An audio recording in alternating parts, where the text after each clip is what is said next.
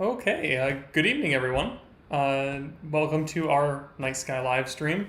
It's been a couple of weeks now since our Perseus, actually maybe 3 weeks, since our last observing live stream, but we're back to tour the solar system again. Tonight we'll be able to get Mars in addition to Jupiter, Saturn, and the Moon. The Moon is technically above the horizon now, but it's got to take some time to get above our trees. So Mars and the Moon probably after 10 o'clock. We're going to start in this first hour with Jupiter and Saturn. You can see we are in the 6-inch dome right now, and I actually have another camera set up here. So let's try that out. Let's switch over to this one, get a different view. And this way I can also give you a quick look at our 6-inch telescope if you have not seen it before in person. So let me make sure this looks all right. That looks pretty good. All right, so here is our 6-inch refractor telescope. This is one of the older domes that were built back in 1973. The 14 inch is the other older dome, and then the 20 inch is one that was built in 93. So one of the older domes, but it's in pretty great shape here. The telescope itself is a refractor, so it's a lens-based telescope. And the mount is an equatorial tracking mount, and you can see the tracking system right here, where we can tell it whether it's tracking the moon, tracking stars, tracking planets, just because over the course of a night, you have to account for those slight changes in their orbit. You will, especially the moon, you will notice it move across the sky different from the stellar background through one night. So this is what we're going to use tonight for all of our imaging of the planets and the moon. We're going to use a couple of different cameras again. Well, probably with the moon, I want to try the mirrorless camera so we can get a wider field view rather than a zoomed close view. So I want to see the whole moon, but then once we go to the planets, we're going to go back to that ZWO camera. And I'll show you the setup procedure for this telescope because it's not opened up yet. I wanted to save that, sort of treat this like almost like a vlog of the setup procedure for the 6-inch. I've been wanting to do that for a while, and today we'll do a little test of how that works. And that way you can get familiar with what equipment I'm using and how this all works. So let me put this back on the mount. Let me also open up the chat log so I'm paying attention to that too.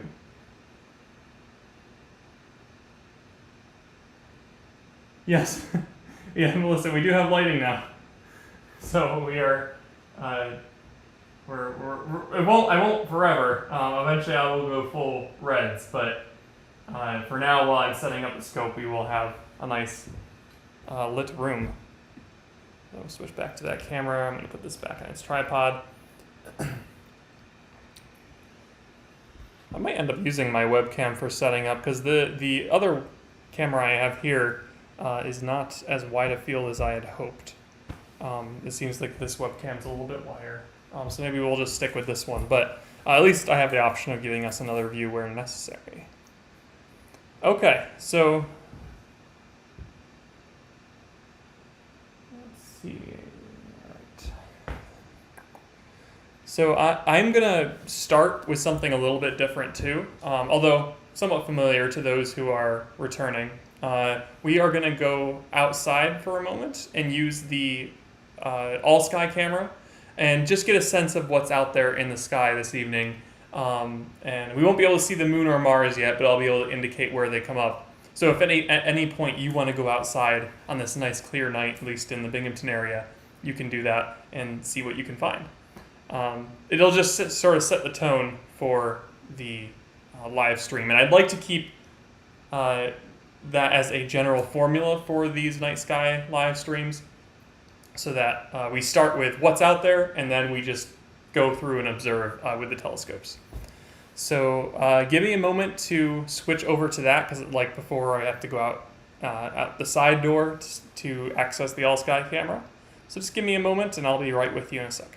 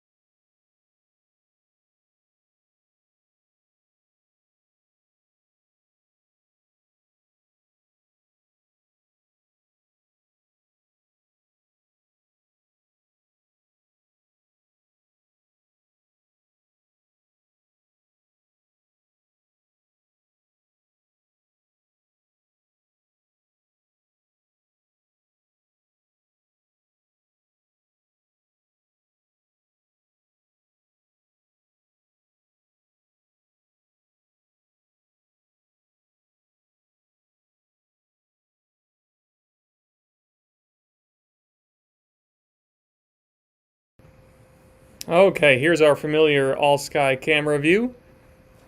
And let's see, it should...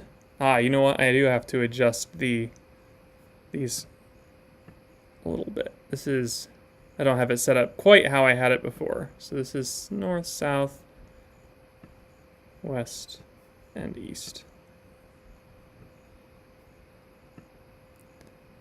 You can see, let me bring out my makeshift cursor. I did figure out a way to just capture the screen so you can see my mouse, but I have to have a second screen to monitor what's going on in Streamlabs. So I'll have that set up in the telescope, but I don't have it set up out here quite yet. So here's my cursor, though. This is Polaris. The North Star is pointing due north. Over here is our 14-inch telescope dome. Back here is where we're going to be in the 6-inch dome. You can see our owl on top. And the 20-inch dome right there. Just to point out what we're going to be looking at tonight, let me see if I can move this south a little bit over because it's blocking Jupiter. So you can see we have some small clouds coming, but we should have a mostly clear night this evening. Over here is Jupiter, this bright one, and right next to it is Saturn. So those will be our first two targets, rising up in the east, and you might just about be able to see some sky glow there. The moon will be coming up, and Mars after that. We thought about doing a program tomorrow instead of today because there is a conjunction of Mars and the moon. Mars is going to get pretty close to the moon there, but we decided that the conditions are going to be more favorable tonight, so we'll just stick with tonight. Okay. Any other objects I wanted to point out? That's about it. So almost due south right now is where you'll find Jupiter and Saturn. You can see the Milky Way. Again, if you're familiar with our all-sky camera feed, you have seen the Milky Way here before, but stretching across roughly from the tower to the south. And if you haven't seen the Milky Way this year yet, I recommend it because the core is still visible. As we head into the winter time, it's not ideal in this area to see the Milky Way. You'll still see part of it, but not the bright part. So while we're heading into early fall here, take your last chance to see the core in Sagittarius. Where are they in the sky? Yeah, the teapot's still up there. It's still pretty early in the evening, but yep, Sagittarius is still there, and the teapot, of course, points right into the core of the galaxy, the hub. Okay, so that sets the scene. That's what we're looking at tonight, and we will jump back on over to the telescope now, and you can watch as I set it up.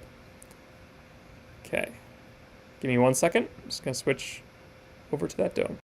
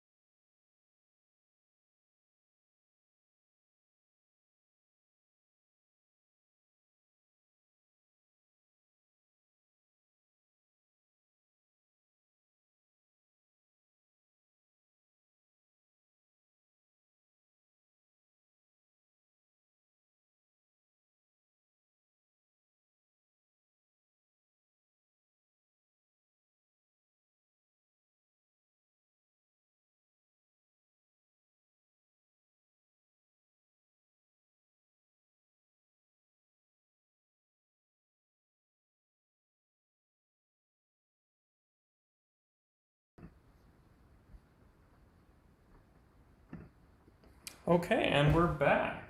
Let me take a quick look at the chat log just to make sure I'm not missing anything. Let's see here.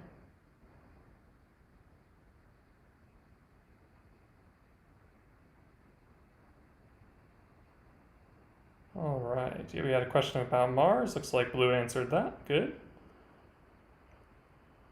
Okay, yeah. I'm thinking after 10, we'll start viewing the moon, and then shortly thereafter, we'll check out Mars. Now, again, as I mentioned, if you're just joining the stream, we're trying something new to start here. We just showed, using our all-sky camera, what's out there right now. But next, we're gonna, I'm gonna set up the 6-inch refractor for imaging, and I can also show you here. Let's see. Let me plug in camera 2. Sorry for the black screen. Give me 1 second. There it is. I can show you the setup I have going at the moment, just in case you're curious about. Let me just remove this from the tripod. In case you're curious about the computer setup we have going, I think this will work a lot better this time. I have two screens now for this computer. So now I can just have Streamlabs on this one. Oh, look at that fun mirror effect. I can have two Streamlabs on this one, so I don't have to worry about that too much. I can just control the cameras and the what you see on your end. And this can all be used for my screen and operating the cameras and showing you what we're looking at. So I'll be able to switch this over to just a screen capture, and that way you can see my mouse and I can point things out, which is a problem that we've had. It's hard to communicate exactly what we're looking at when I can't point it out directly. So this should work a lot better. Now I'm going to set up the telescope here. I'm going to set up the dome, open that up. We'll get the mount, the drive system on, and we're not going to use eyepieces. The eyepieces are right over there. Yeah, right there, behind the step ladder. We're not going to use eyepieces tonight because we're going to be using the camera system, so no need for those. So let me set up the camera so you can see what I'm doing, and then we'll get imaging. I can show you the cameras I'm using this way too. Not these ones that you're viewing. I'm talking about the cameras we hook up to the telescope, which will be nice. So yeah, that's an awful view. Maybe we'll leave it at that, and hopefully you can see me for the most part as I set things up. Okay, we're going to open up the dome first. Can you see me? Yeah, I'm kind of behind the mount here, but that's all right.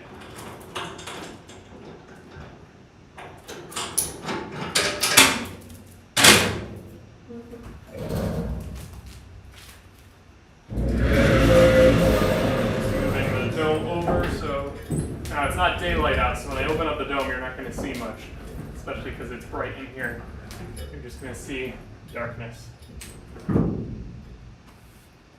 Okay, let's get it positioned roughly where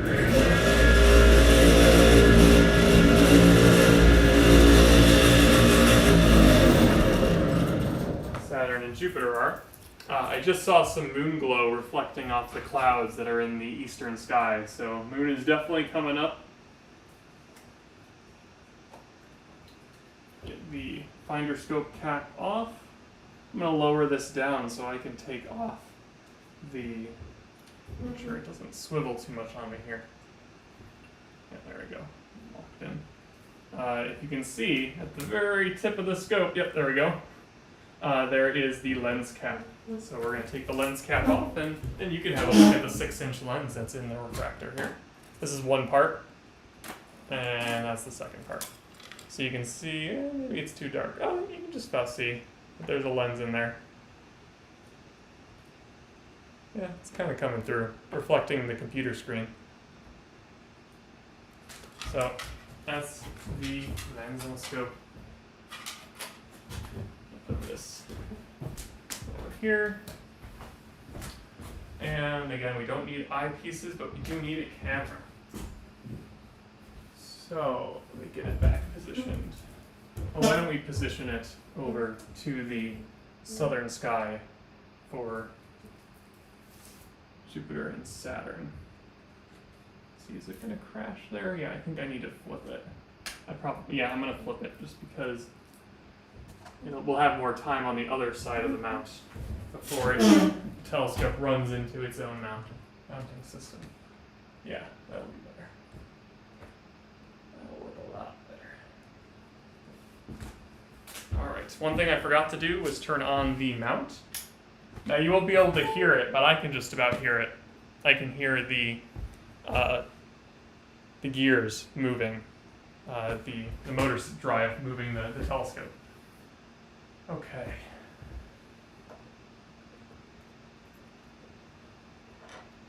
Lock that in. We need to go a little bit further over.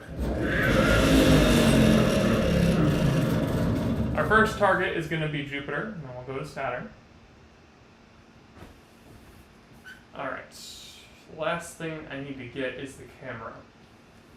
So let me go grab that because I actually need to get parts. Part of it is the all-sky camera, and then there's another part that I need to grab too.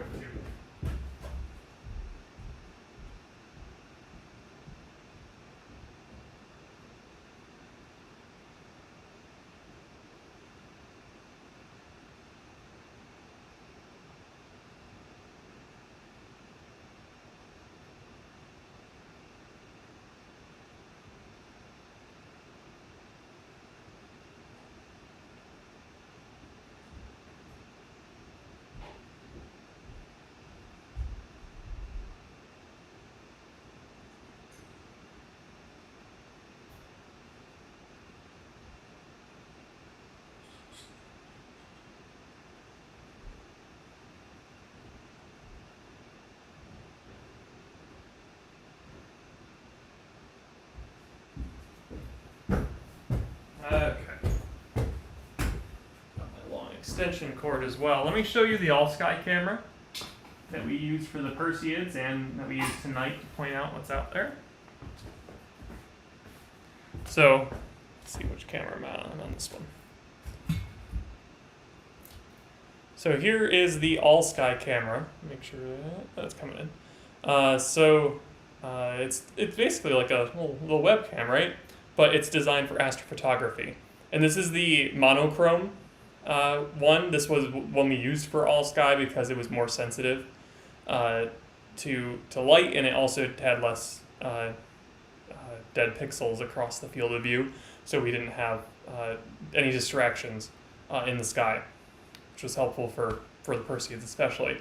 The reason that we can make this an all-sky camera is with this lens right at the top. And we can actually take that off. In fact, I do need to take this section off.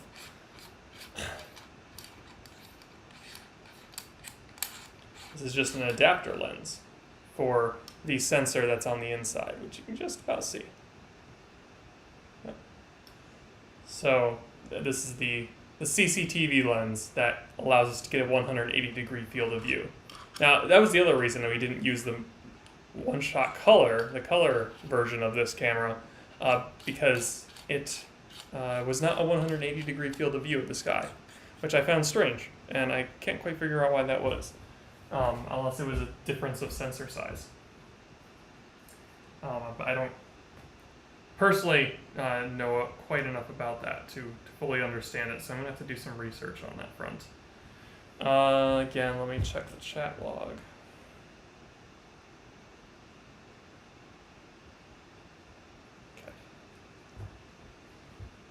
All right, cool. I'm glad everyone seems to be enjoying the setup procedure for this.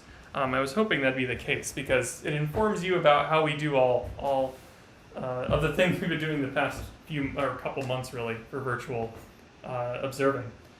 I got to go grab the other one-shot color camera because we want to see color in our planet.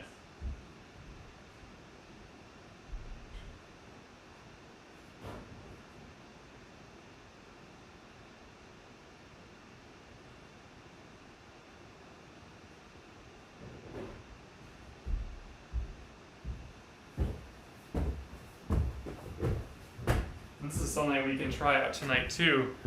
This box has a Barlow lens in it, which will allow us to zoom in. And I think the sky conditions are favorable enough tonight where we can actually push the magnification a little on our camera or field of view.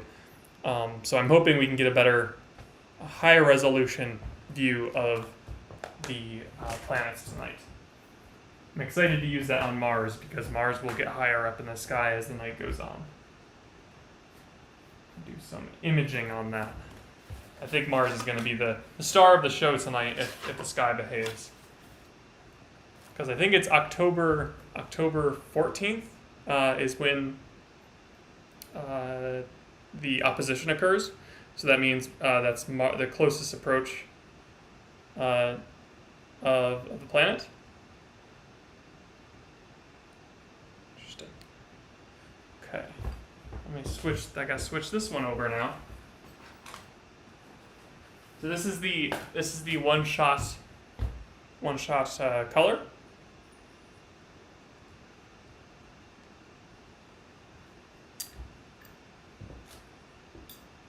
What's going on here?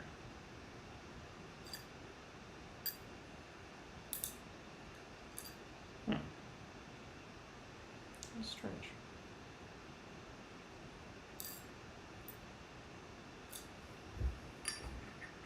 Let me switch this. I think that's what we need to do. Yeah, switch this over. These are fully adaptable cameras, so you can switch out the different adapters between the two, and that's what I have to do because I had modified the other one for the all sky view. So now I have to do the same thing here.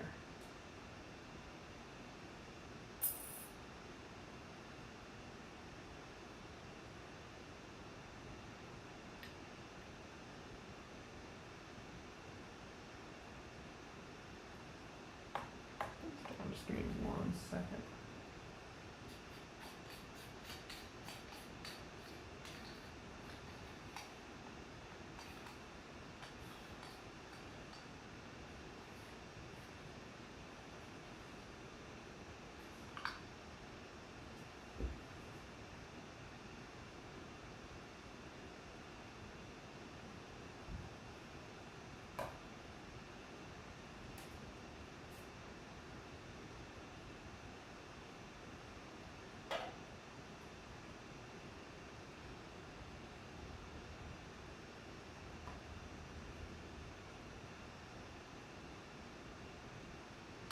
That's that one.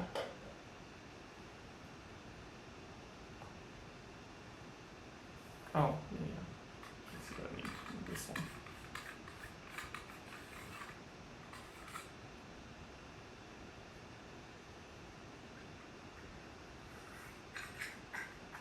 I had to think about how I rearranged this last time. I think this is the way now. Put this one in. Yeah, there we go. So here is the one-shot color camera. I know they look the same. And this is going to be the 1.25" adapter that goes into our telescope, into our telescope mount. Or eyepiece mount, rather. There we go. Now it's set up for the scope. Let me just piece together this guy again. You don't need that.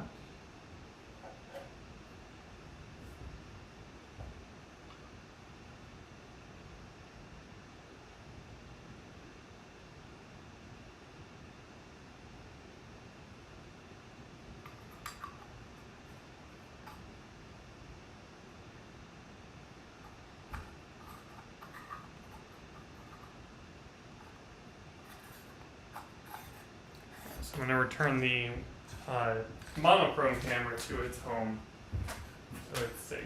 So we won't need that tonight.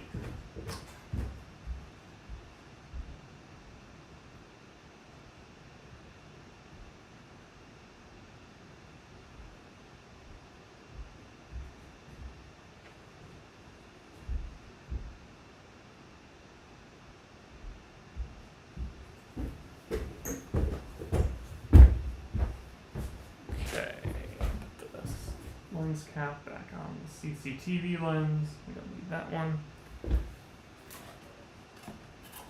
There.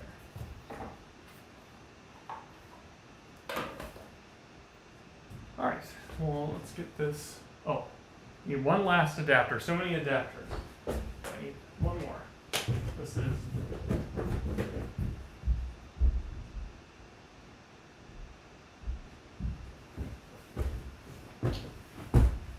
So if we want to bring the telescope down here for a sec.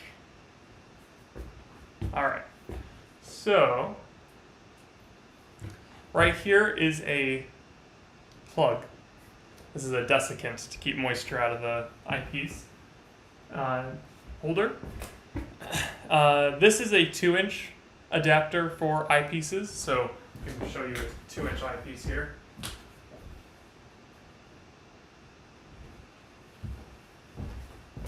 Here is a 2-inch eyepiece. Actually, this is a multi-functional one. It's actually 1.25 inches and a 2-inch. So we're going to adapt this section here to go from 2-inch to 1.25 inches.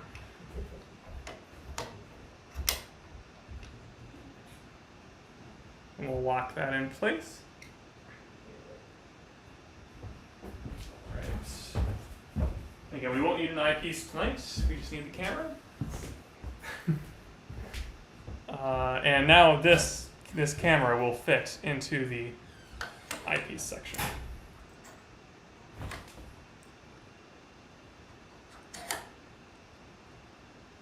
All right, I'm going to point this down.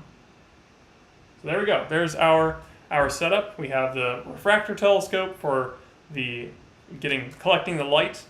We have this right angle that I think we do.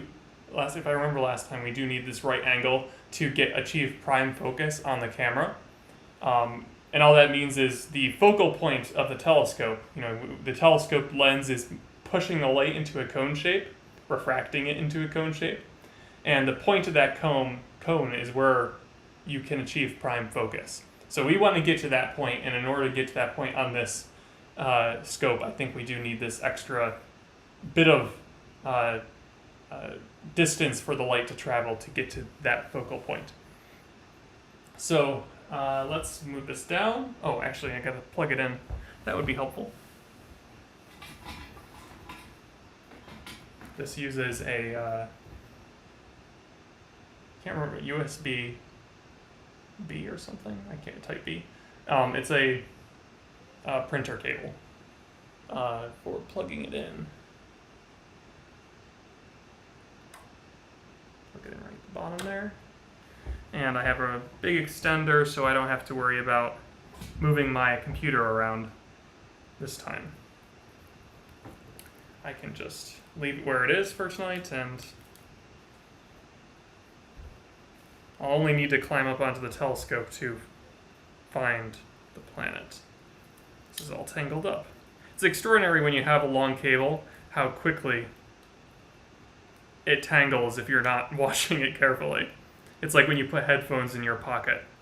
It's just the probability of it tangling increases as the length increases.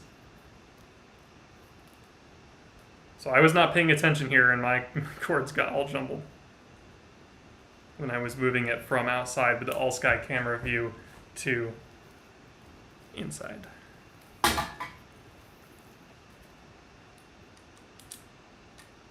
So I'm hooking this up to an active USB extension cable so we don't lose any signal.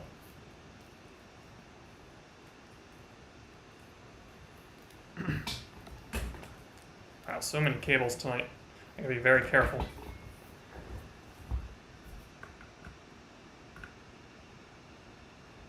Come on, plug in.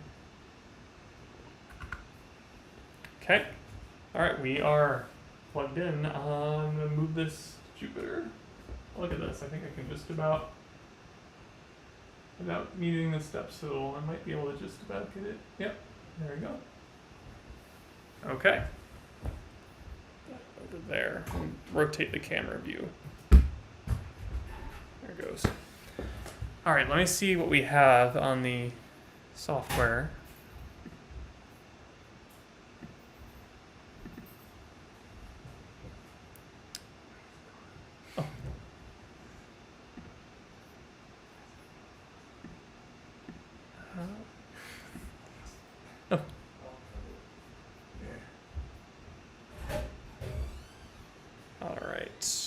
we might need to do some focusing and finding the object here. I'm going to lower the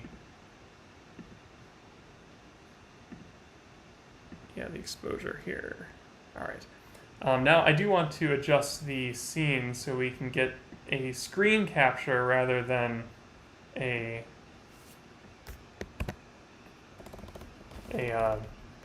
window capture.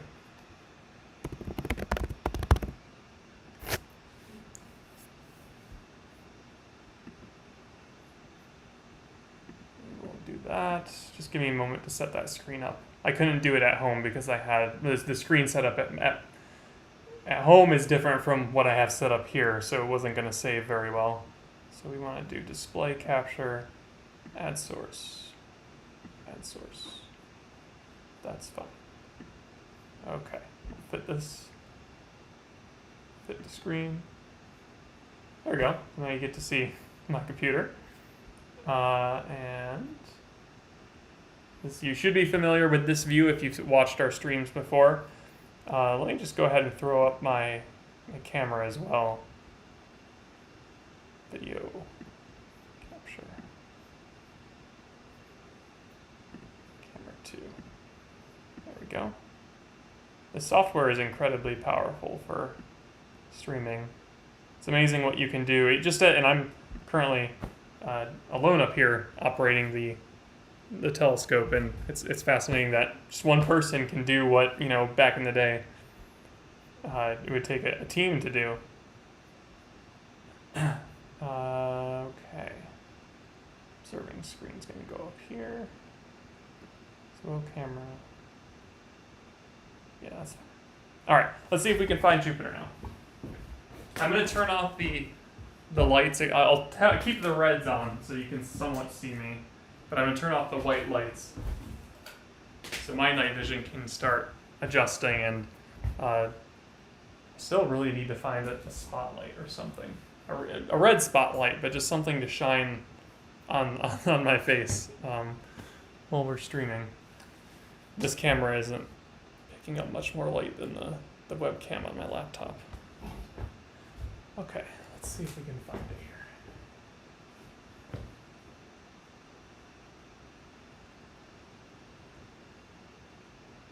Oh, there it was.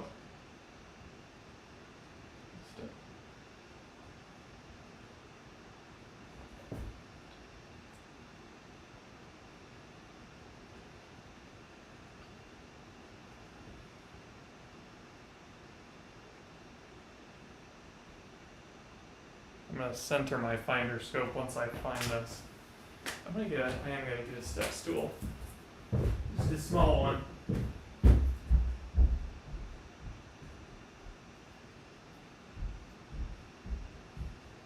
I don't believe we have the great red spot tonight. Last I checked, it was not. Well, maybe if we stayed up until 4 a.m. or something, we'd find it, but I'm not intending to keep the stream going that long tonight. No meteors, so.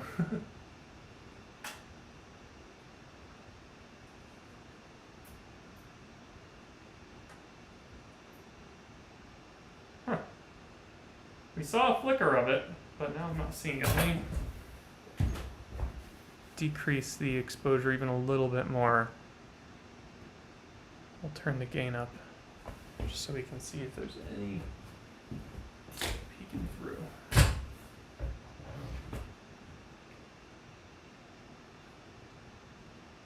I think the moons are supposed to be in a pretty neat. Oh, there it was. The moon should be in a pretty cool orientation tonight.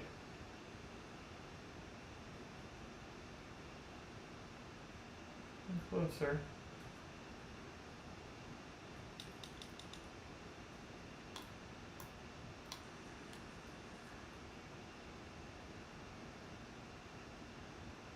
Lost it again. This is part of the fun, though. Oh, there it was.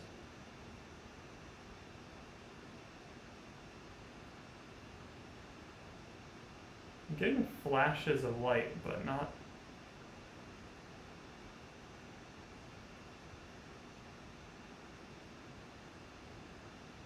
Not finding. Oh, there it is. There it was. Getting a glint.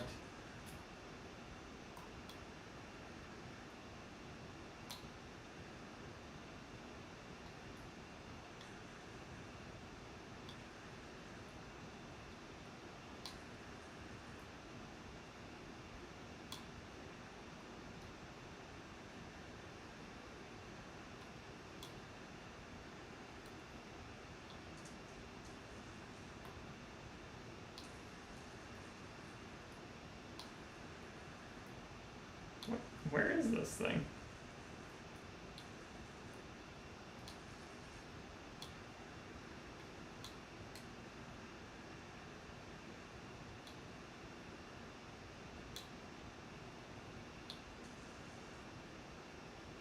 Having a lot of trouble this time. Oh, there it is.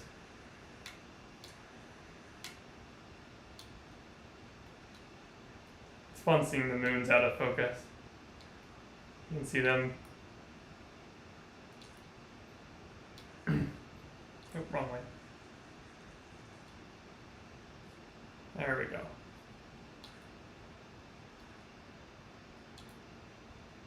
Okay. Let's do some focusing.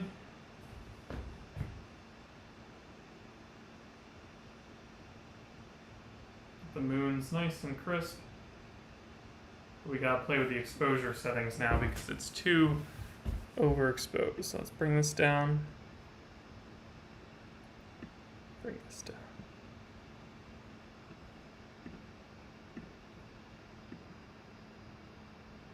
There we go. Now we're seeing detail. Let's focus even a little bit more. I'm gonna bump the zoom up.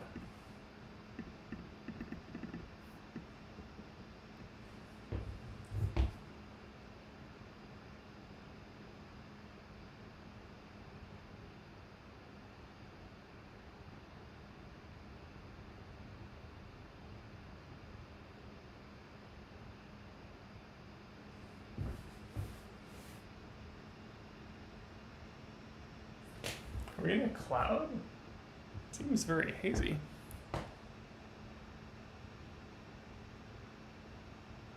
Let's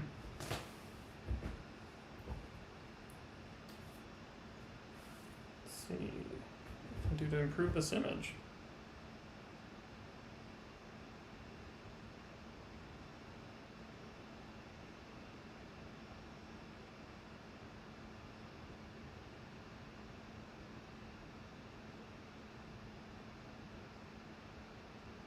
Just checking the comments here. See if there was any questions. I try to remind myself to keep doing that.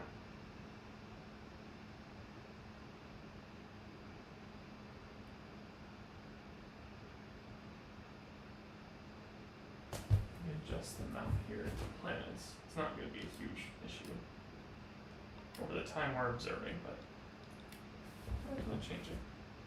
Oh.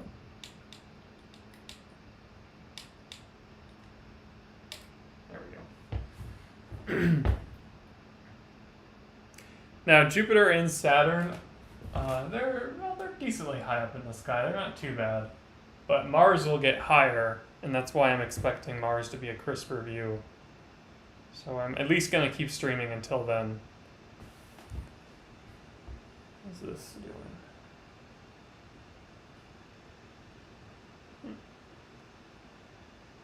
That's weird. Okay.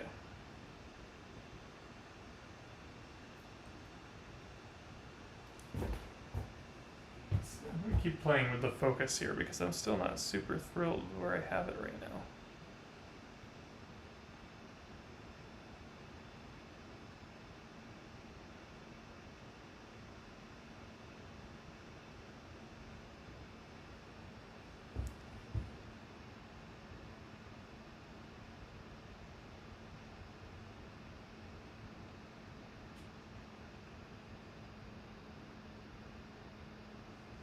The atmosphere looks just very bouncy right now,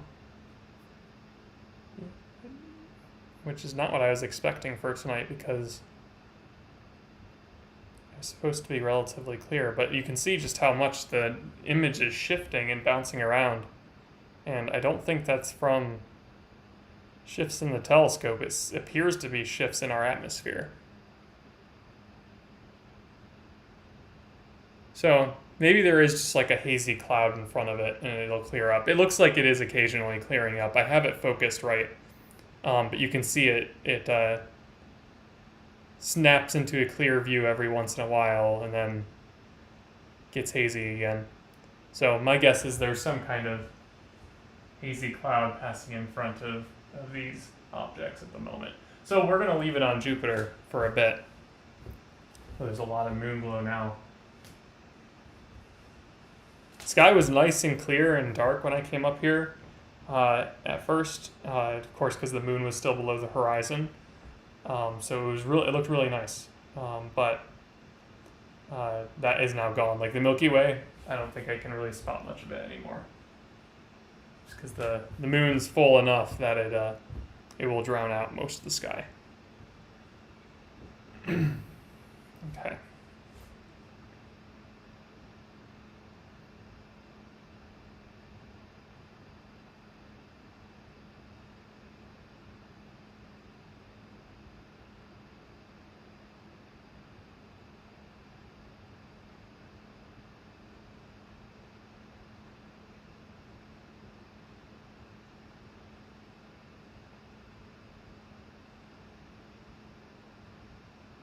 Oh, we have another question about Mars. Yeah, we're expecting Mars to show up above our tree line after 10 o'clock.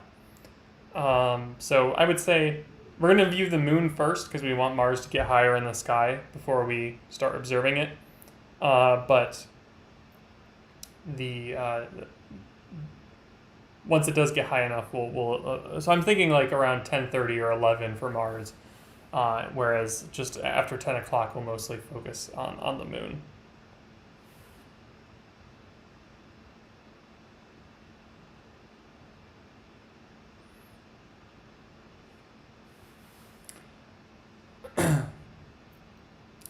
I don't really want to try the Barlow right now, just because the sky is so weird. It's not what I expected. The transparency was supposed to be pretty nice tonight. Seeing isn't supposed to be good, but that's because the moon is in our way. But the transparency was supposed to be decent, which I was hoping would result in nice planetary views. But I don't think it's a lost cause by any means. I think we just have to see what happens. But I'll get the Barlow ready for when we do want to switch it out. The Barlow, I think this one will give us a, what's it say? Yeah, 2 times Barlow. So it'll zoom in 2 times. So we'll have a potentially better view if the sky behaves.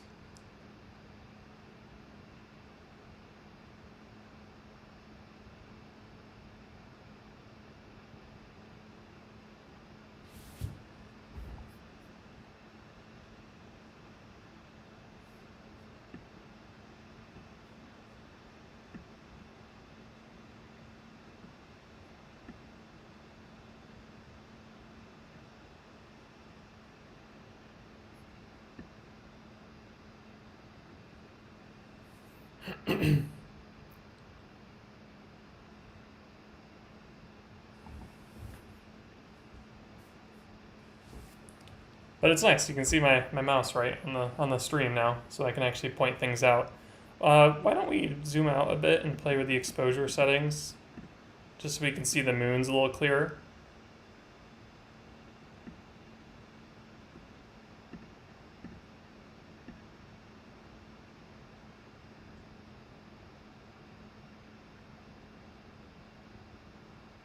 There we go. They are kind of in a cool orientation there. Let's see which ones are which. Hey, I can actually point them out without having to wave my hands around and say, yeah, in the upper right.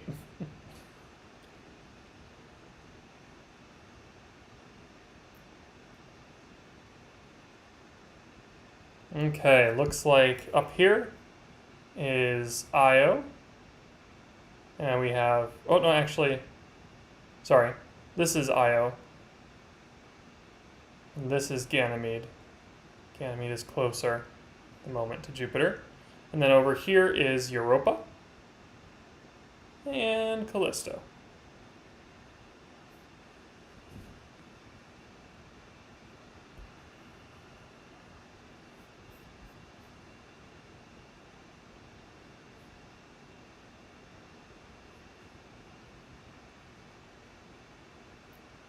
Let's go back to our main planet now.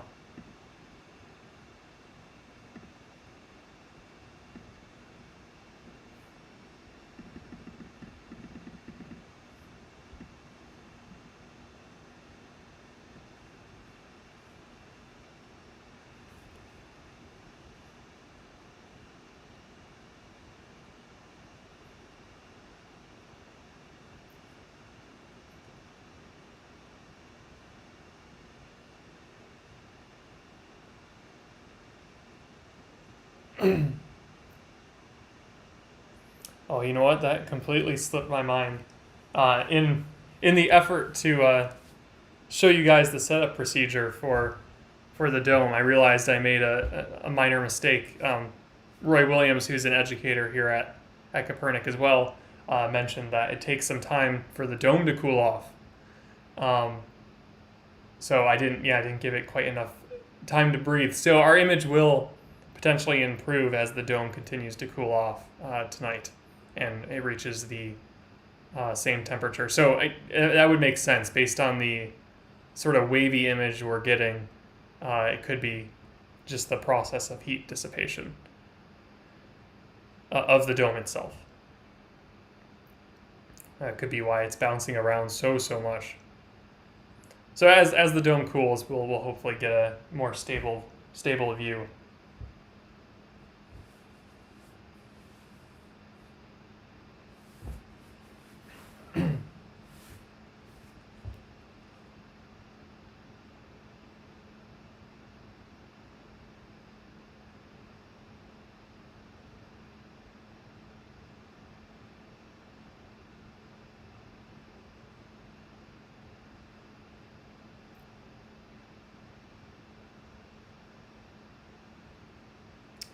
Look at the chat again.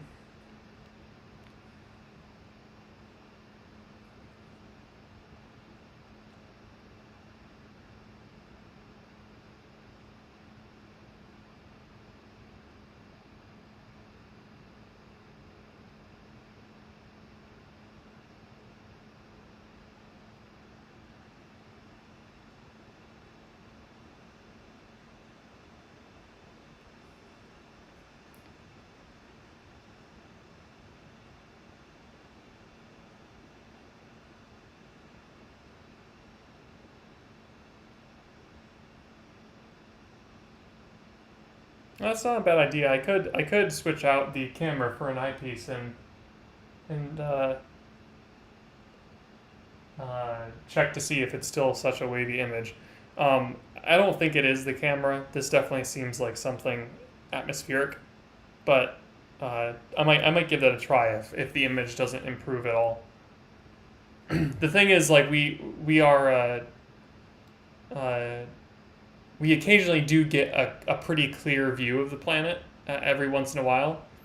So that's telling me that the telescope is focused, the camera is in prime focus, and if the atmosphere stabilizes, then the image will improve. But the more I look at it, the more it does look like heat dissipating. So you get those clear shots every once in a while. I'm not going to even bother imaging, like actually taking a video yet for stacking the planet until we get more consistent, clear shots. Because right now it just doesn't appear to be worth it. I won't be able to pull much clear data out of this in stacking unless I record a really lengthy video. And at that point, you have to worry about the rotation of the planet. at a certain point, stacking doesn't really work for Jupiter because Jupiter rotates once every 9 hours. So that shift in the surface detail does affect the image.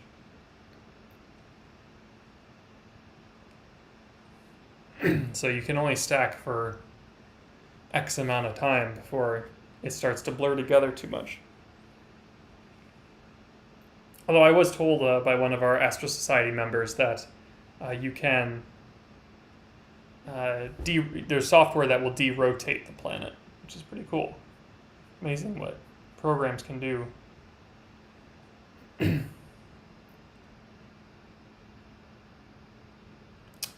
If you are new, if anyone new is watching the live stream today, welcome to Copernic's Night Sky Live. We do this, it's not quite on a regular schedule yet, mostly because we depend on clear skies for observing, of course. But we try to do it once every 2 weeks or so if we can.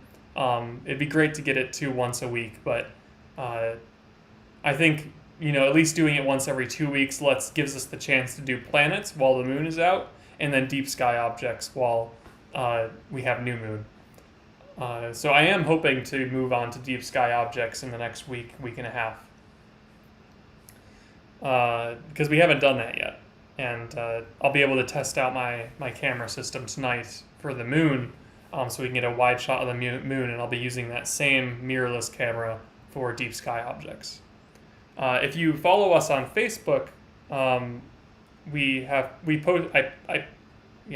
posted a shot I got of the Trifid Nebula using that camera, and that's a example of what we can do with that mirrorless system. But again, if you are brand new to the channel, we welcome you, and if you want to stay up to date with our observing sessions and just want to talk as a community about astronomy, that's what we're here for. So subscribe to the channel, and also it does help us a lot if anyone's in a position to donate to us. These programs are, of course, delivered to you for free. But if you have the ability to do so, donations definitely help Copernic and its educators. So there's a link in the video description for that if you want to donate. It's the first link in the description. There's also links to our Facebook, Instagram, where we post our astro photos.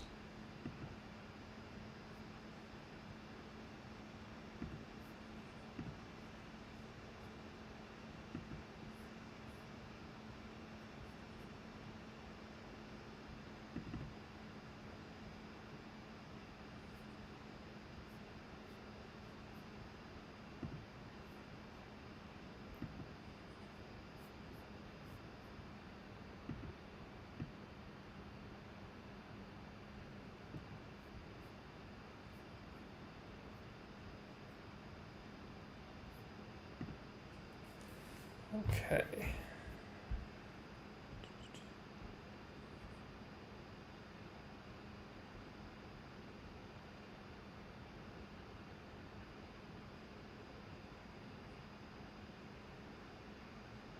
Oh yes, and Tish, Rizzy, one of our other Kopernik educators, is mentioning our International Observe the Moon Night program, which will also be delivered to you virtually. That's a big event where everyone around the world takes a chance to look up at the moon, and we'll be doing tours of the moon, assuming we have clear skies. We'll do live tours of the moon. I'm putting together some thoughts because I'll be running this International Observe the Moon Night program. I'm putting together some ideas for cloudy skies because we'll still run something if we have cloudy skies. But ideally, we have the actual moon to look at, and thankfully, it's bright enough that if we do have some clouds, hopefully it will at least peek through. But that will be on September 26th. And we'll be streaming that to you.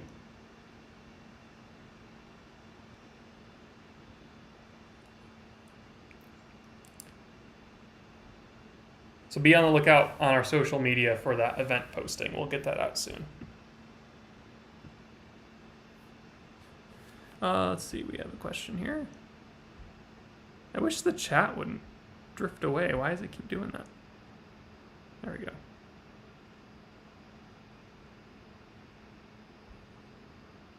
Oh, so yes, Michelle is asking what kind of telescope we're using. This is a refractor. We do have 2 reflectors as well. But this one is a reflector telescope. Or sorry, excuse me, I'm mixing up my terms. It is a refractor. Yes, it refracts light because it uses a lens, whereas the reflectors reflect light by using a curved mirror. So this is, think of it like a magnifying glass, and it's a 6-inch diameter lens in this guy. Now it's also known as a f12 refractor. That is the focal ratio. And that makes it an extremely long telescope. If you go back towards the beginning of the video, you'll see, when I had the lights on, you'll see the scope in the background, and it's a very long telescope. And that's because of the focal ratio. And that makes it it's actually called a super planetary refractor, because it's designed for high magnification views of the planets, and it has really nice quality optics. So even though it's a smaller aperture compared to our 14-inch and 20-inch, it's actually great for viewing these brighter objects like Jupiter, Saturn, Mars, and the Moon. I'm going to move the dome because the scope is moving into the dome a bit, so we're going to lose some detail if I don't move it back. Is that good or too far? I think that might be good. Yeah, that's fine. All right.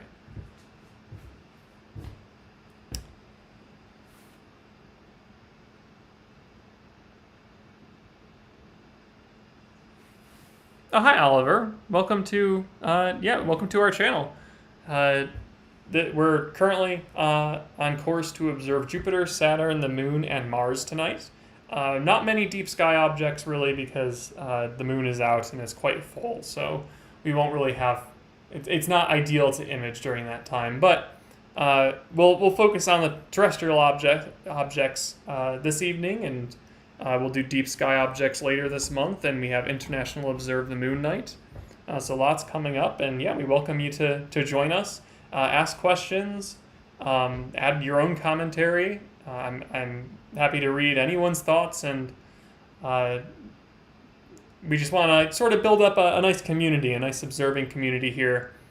While we're only doing virtual stuff here at the observatory, and we have all these facilities that we still want to share with our local community, but even beyond that, that's what's sort of great about these virtual programs, is that we can share our facilities with people around the world. When we did Comet Neowise, we were able to observe that with our scopes. We were able to watch the Perseid meteor shower together. There's lots of opportunities just to share the sky, especially for those with light polluted skies or cloudy skies at a given time.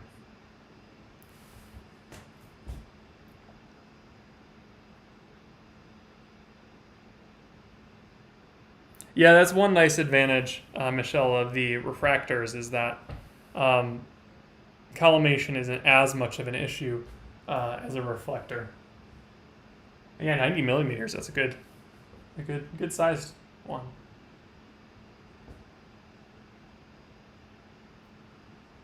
My first telescope was a small, and that's the case for most people. They start with a small refractor, because they're relatively inexpensive. I probably got that. I was in middle school sometime, maybe 6th grade. And as soon as I observed the moon with it, I was sold on astronomy. Because you don't need a super powerful one to observe the moon, but just how crisp it was. Because you see it with your eye in the sky all the time. And you can see some surface detail, of course, but it's never high resolution because it's far enough away, and your eyes can only capture so much light, and in data. But then you use the telescope, and wow, it's just completely different. Those craters come in so crisp. We'll see that tonight too. That's why I really want to use the other camera system for that. And what's nice about this, just sharing my screen, is I don't have to set up new scenes and mess around with Streamlabs too much, because that's where we really get bogged down time-wise, and it's not very entertaining to see that please stand by screen. So I want to avoid that as much as I can during our streaming sessions. At this point, we've observed Jupiter for a little while now.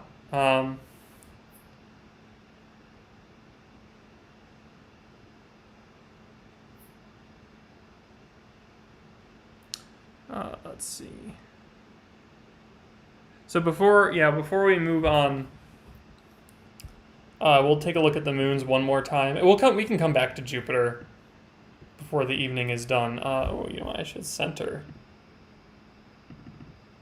Yeah, we're quite a ways off center here. Let me go ahead and center Jupiter again. We're not tracking quite right. That's strange. Let me change the rate again. There we go. And so I'm moving it with what's called the paddle. It's just a way to overdrive the motors and adjust the view in the scope. So let's take a look at the moons one more time. Bump the exposure levels up. There we go. Get a little bit higher. Let's see if I can remember this. I think this was Io.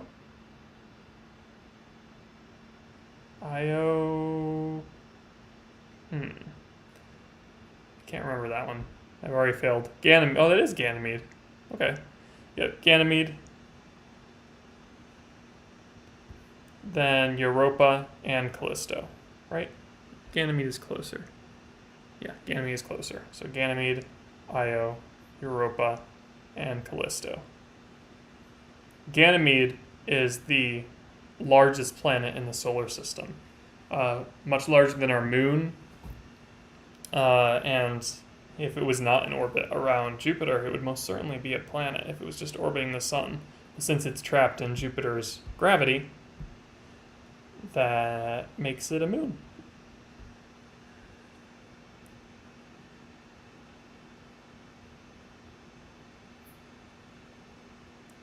Hi, Lynn. Question about bringing your telescope up to Copernic. We definitely do allow that under normal circumstances. Our facilities aren't technically open to the public right now, so we're not, just to avoid a lot of people coming up to our building, and usually the gate is closed, so that discourages people just from entering our parking lot. But under normal circumstances, yes, we definitely allow people to bring their own personal telescopes up. But we're just trying to minimize the amount of people that are able to come up to our facility, only because if we don't, it becomes a concern for us how many people actually come up on a clear night. And we might not be up here to monitor social distancing measures and mask wearing and things like that, sanitization procedures. So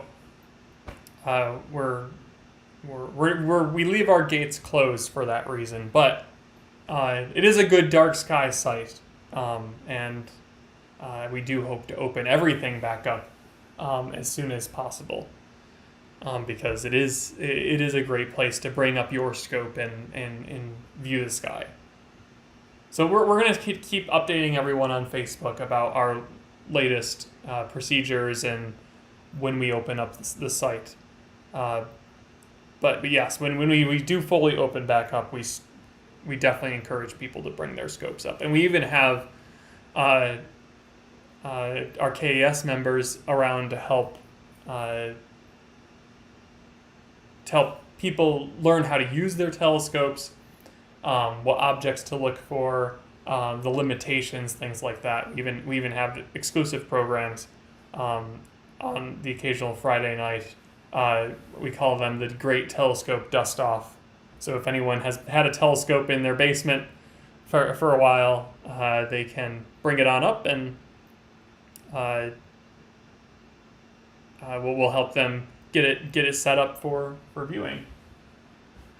All right, let me go ahead and adjust the finder scope so that way I can pinpoint exactly where these objects are.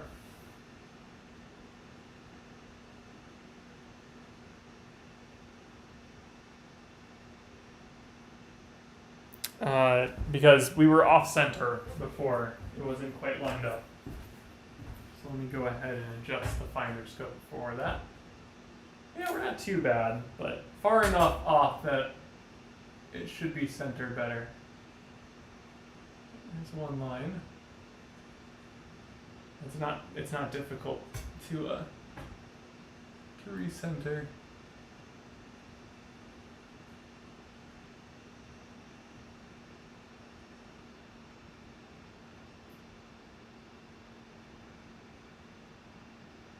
That's pretty good. All right. Let's take one last look here. The surface detail, see if things are improving at all.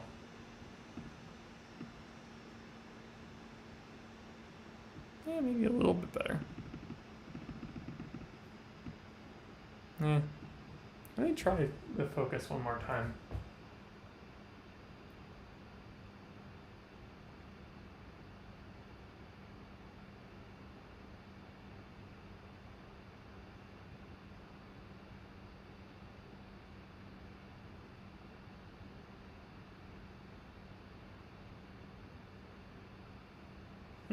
Nope. It's just hazy. Okay. Are we ready to move on to Saturn?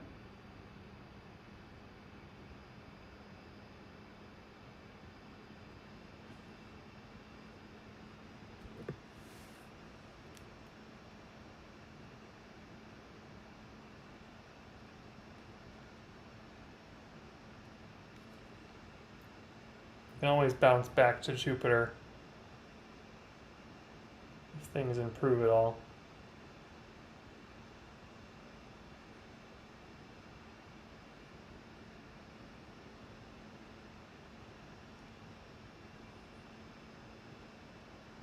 But I think it's time maybe we go check out those rings. Alright, looks like everyone says yes to Saturn.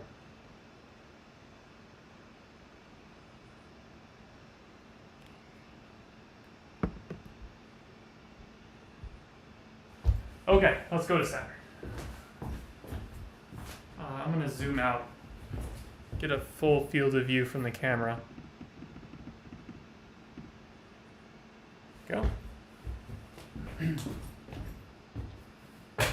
I'll have to rotate the dome again.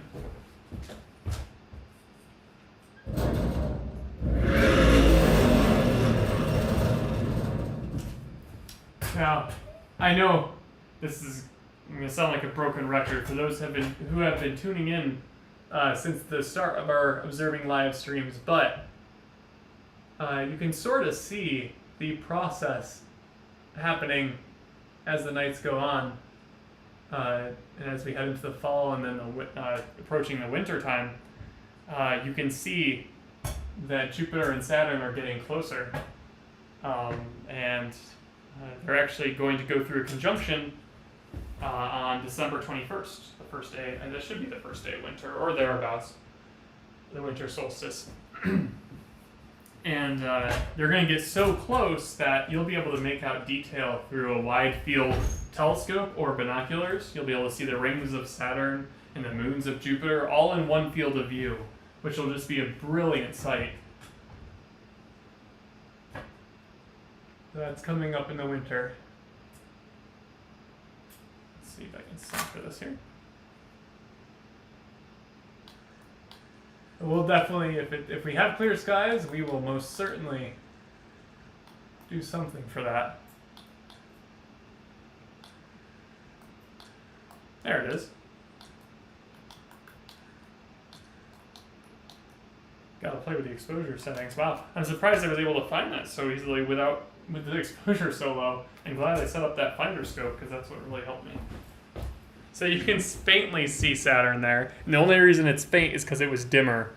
It's dimmer than Jupiter. So we have to adjust the exposure to get that detail out.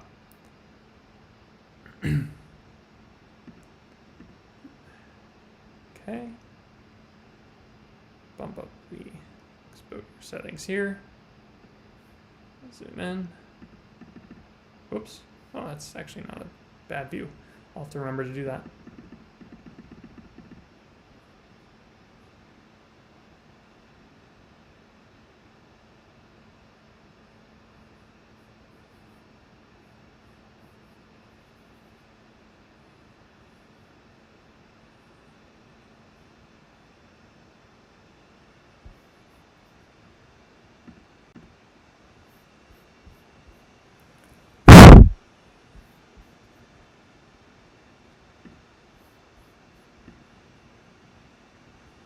Sorry, there was a bug on my screen.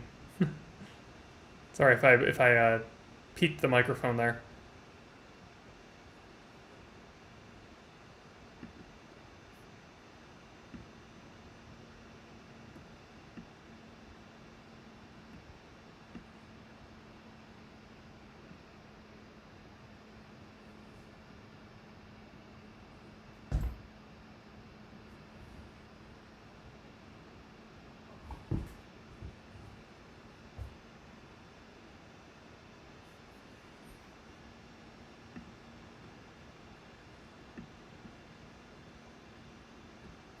Wow, it is so surprisingly bouncy, which I find very strange.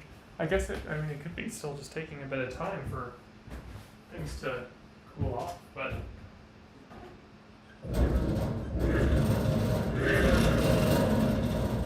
the sky glow isn't that bad considering the moon is up and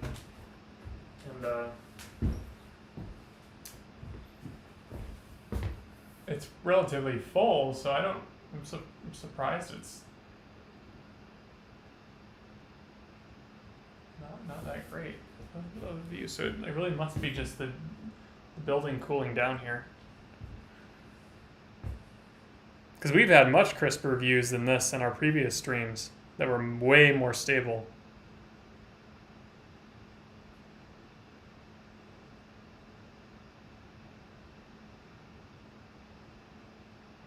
It's weird, this one's getting like double vision. But anyways, you can see the rings of Saturn. If we really turn up the gain, we might even be able to see some of the moons. Yeah, there's a few of them. Oh yeah, there's Titan. I can almost guarantee that that's Titan. Down here is probably Tethys, and I think there's one over here too. Let's see what we have.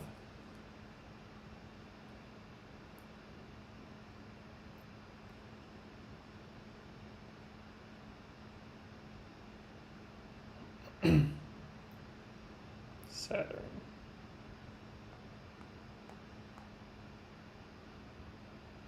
Yeah, that's Titan. Down here.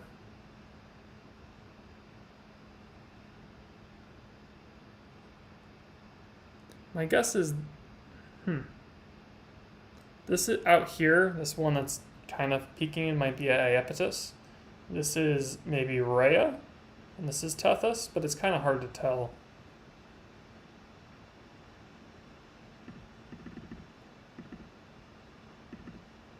Alright, yeah, that's Titan for sure. Nice and bright. Alright, let's bring the game back down to see the planet.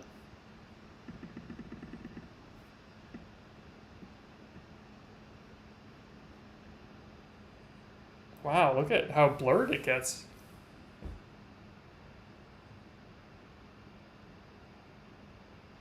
So strange.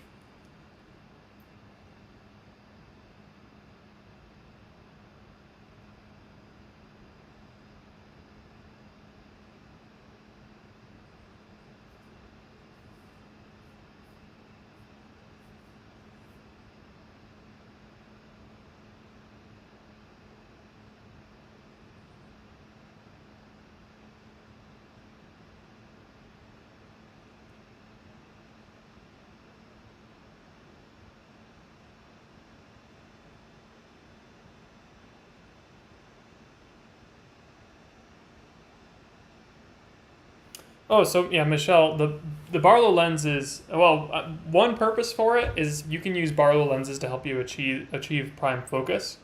So sometimes the camera isn't positioned quite right, even with a adapter like the right angle, or just putting it directly into the eyepiece mount.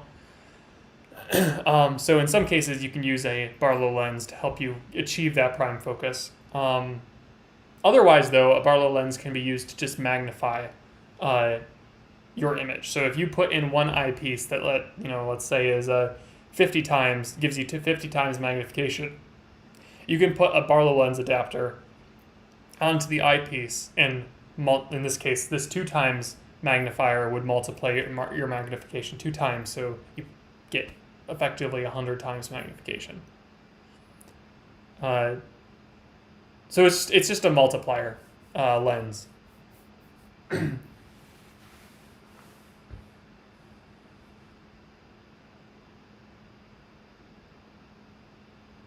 At least I think that's how. Yeah, that should be how it works.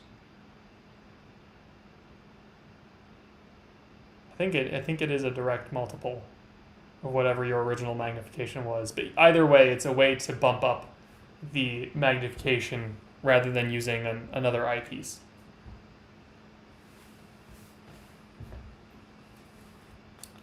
And in this case, when you have a camera system, you don't have the option to bump up the magnification with another eyepiece. So you almost have to use a Barlow lens. I mean, we could try that out. I don't think it's the best night to use it or the best conditions right now, just based on how the sky's behaving, or at least our atmosphere around our dome.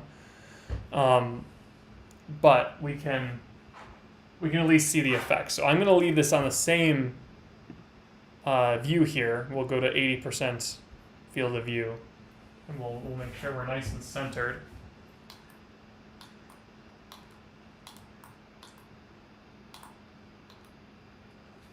Okay, and I will prepare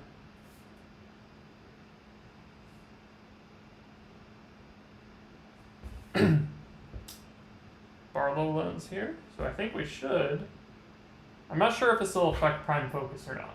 I'm not sure if it'll have a. Actually, no. It should. It should benefit us. Actually, we'll just see what happens. So, remember that image of Saturn right there.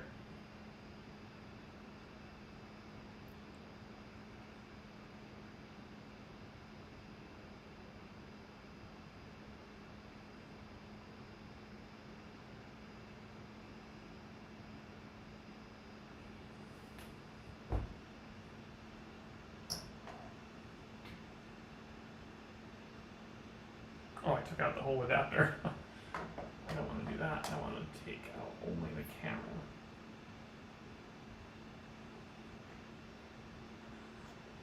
Put the Barlow lens in.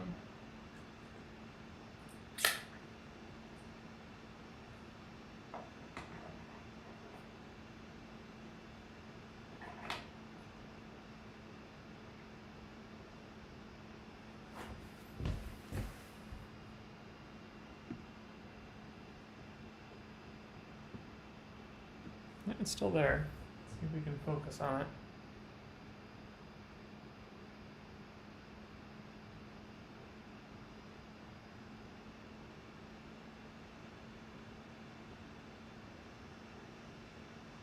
There we go.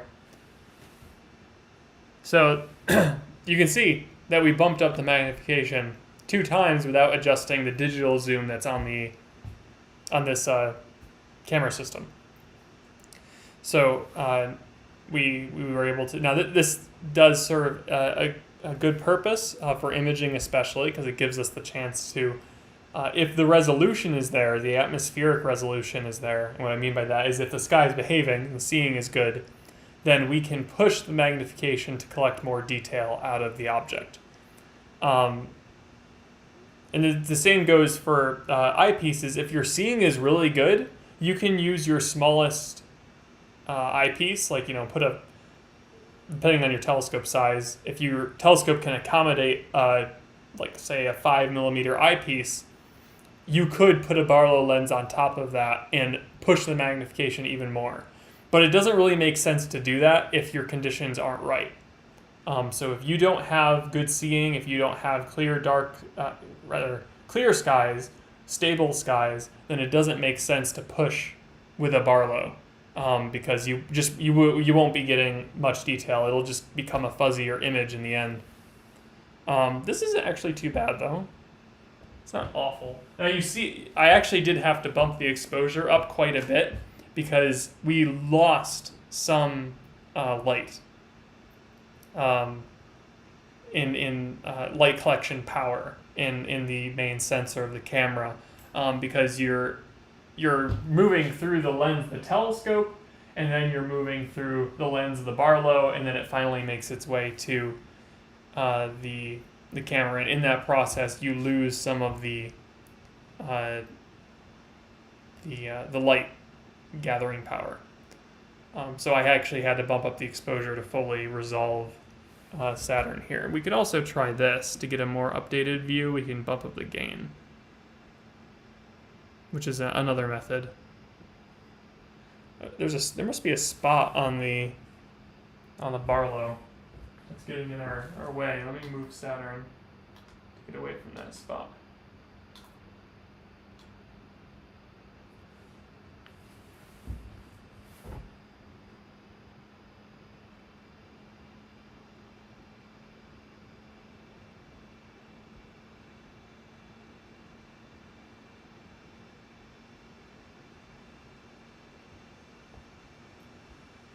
Sure, no problem, Michelle. Happy to help.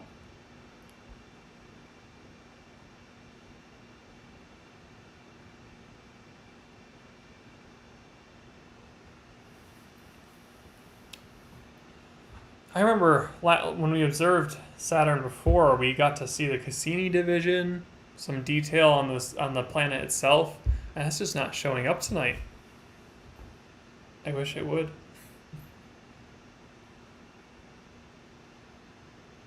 We're gonna give this some time. Oh wow, it's already 10:33. Well, we can. I think maybe it's worth it to go to the moon sooner rather than later. Let me see where it is in the sky. I'm gonna step outside for a moment here. See how things are looking there.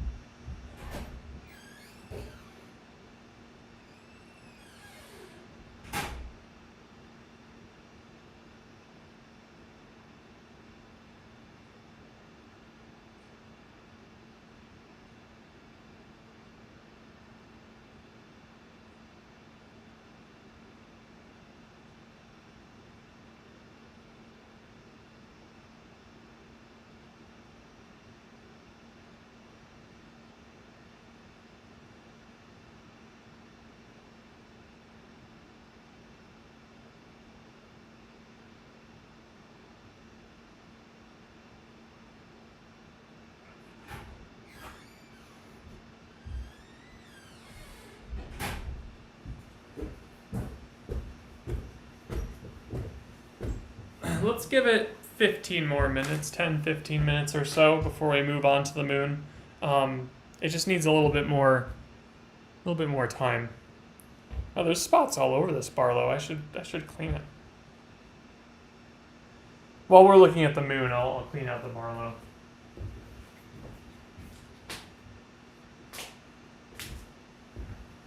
I think it's been a while since it was last used. But yeah, I just want to get the moon a little bit higher above the trees.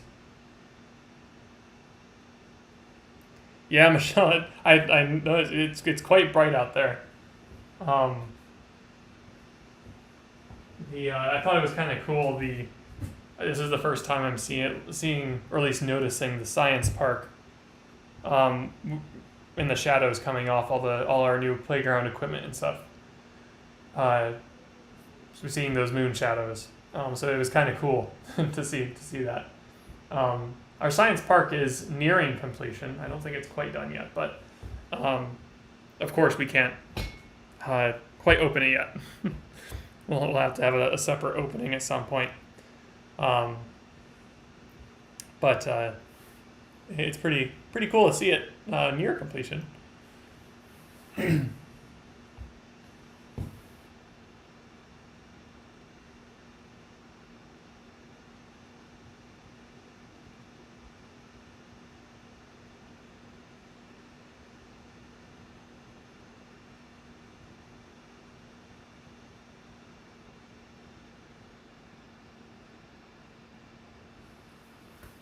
Oh yeah, 2024 eclipse. It'll be here before we know it.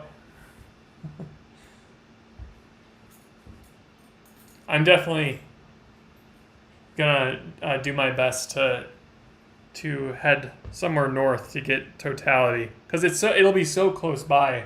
I know in our area it'll be like 97%, but it won't be quite totality. So I want to head up north a little bit. I think all you have to do is head up towards Syracuse, maybe a little bit further, to get totality. And I definitely want to do that because I saw the eclipse, of course, in 2017, but that was only a partial in this area. I had to go south, quite a ways south, to get totality. This one's coming north to south, rather than west to east.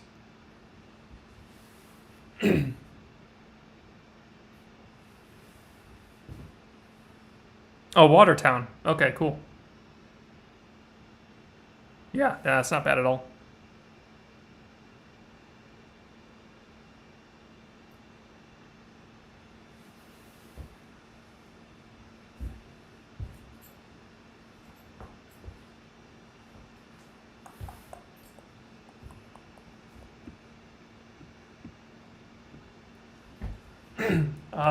Yeah, I'm gonna grab my other camera here. To get that going.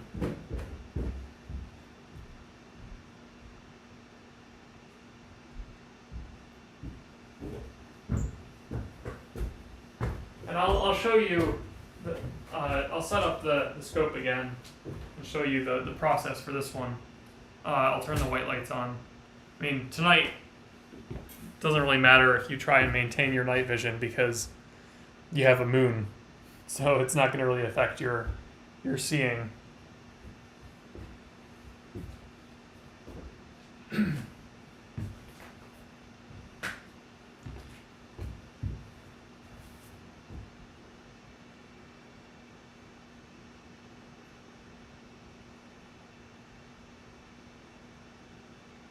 Yeah, I'll drive. I'll drive wherever I need to to get the clear skies. Hopefully, the whole of New York won't be covered up. But yeah, I don't want to. It'll be so strange to have an eclipse with cloudy skies because all of a sudden it's just going to go dark, but you can't see the sun. The sky will just go dark.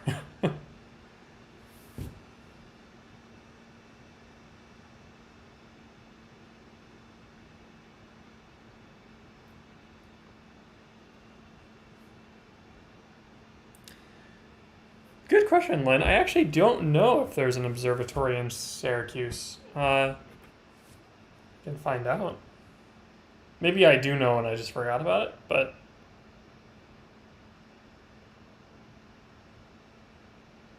usually universities have some kind of limited access to telescopes for the public that they might do public programs for on occasion. But I don't know if they have a similar public observatory like Copernic.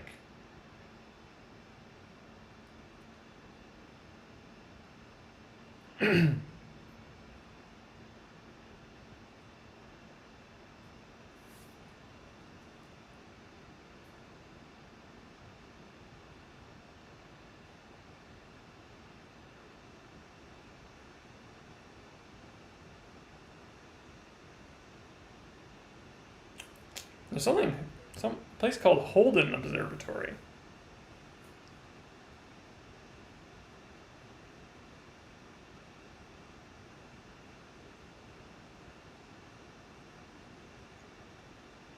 It looks like it is. Yeah, it is related to Syracuse University. Holden Observatory, and they do offer some public events, planetary observing and things like that. Yeah, it might be worth checking out. I haven't been there myself, but it looks like they have a nice... Oh wow, that's a really cool telescope. It looks like it's the original that they had in that building, because it's an older observatory for sure. Wow, that's a work of art, that scope. Now I gotta go visit it. Thanks for asking that question. I'm learning new things.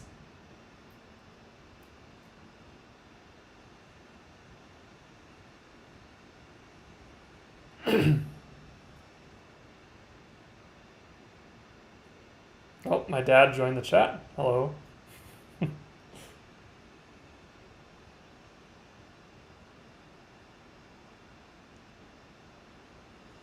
Okay.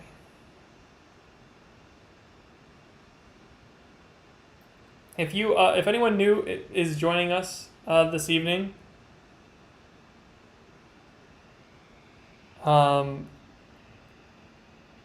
welcome to Copernic's Night Sky live stream. If you're new to the channel, we do live streams like this throughout. Well, it's actually sort of a new thing for us, but we're trying to keep this going as we have virtualized most of our programs until we can open up our facility to the public again.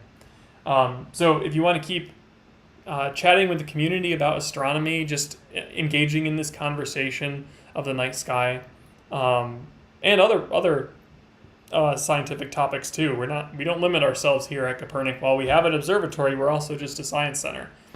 So, we can talk about anything. My background is in physics, but I try to stay up to date with things. So there's plenty out there in the STEM STEM fields to discuss. So even if we go a little bit off tangent, that's fine too. But the content will be directed at the night sky. That's what we'll be showing. But I want this to be also a hub for the community to chat about science in general. That's my thought about it, at least. Right now we are viewing Saturn using our 6-inch refractor, f12 focal ratio. And so it's a really long refractor designed for planetary viewing. And you can see the nice rings of Saturn. I'm not super pleased still with the stability of the image. It's still very bouncy. And we're attributing that right now, at least, to the dome cooling down, which does take a bit for it to fully cool down after collecting a bunch of heat from the sun today. So it's dissipating that heat, and that's more or less why we're getting this bouncy image. At least that's all I can think of right now, because it's not a problem with the camera system. It's not the telescope moving around, I don't think. I could try. No, because when I don't think it's, let's see. We do have that. Let me adjust the weights a bit.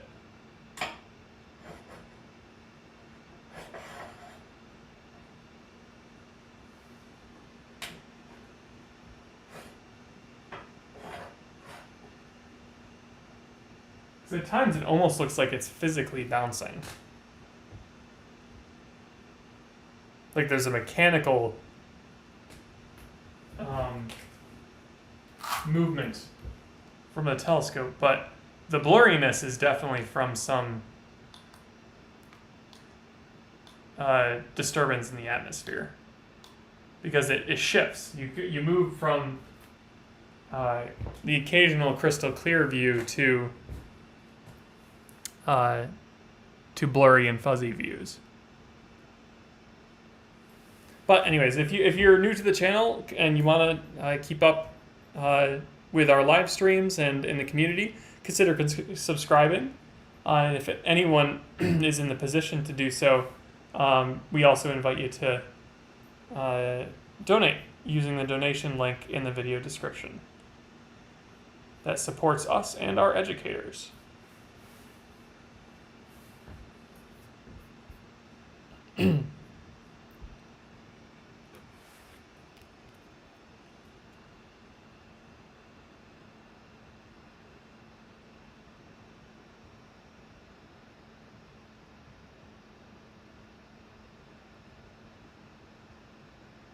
Oh, you're new to the channel then. Oh, well, we're happy to have you. Thanks for joining.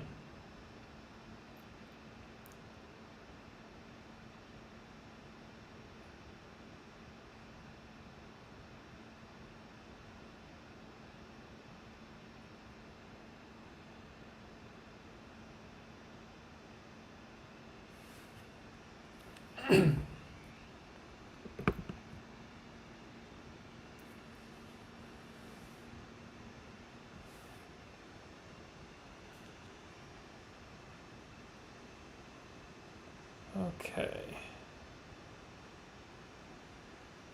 10:47. That's about 10-15 minutes after.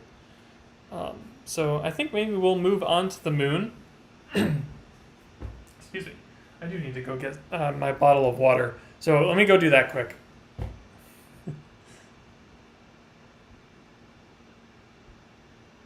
I'll be right back, and then we will set up for the moon.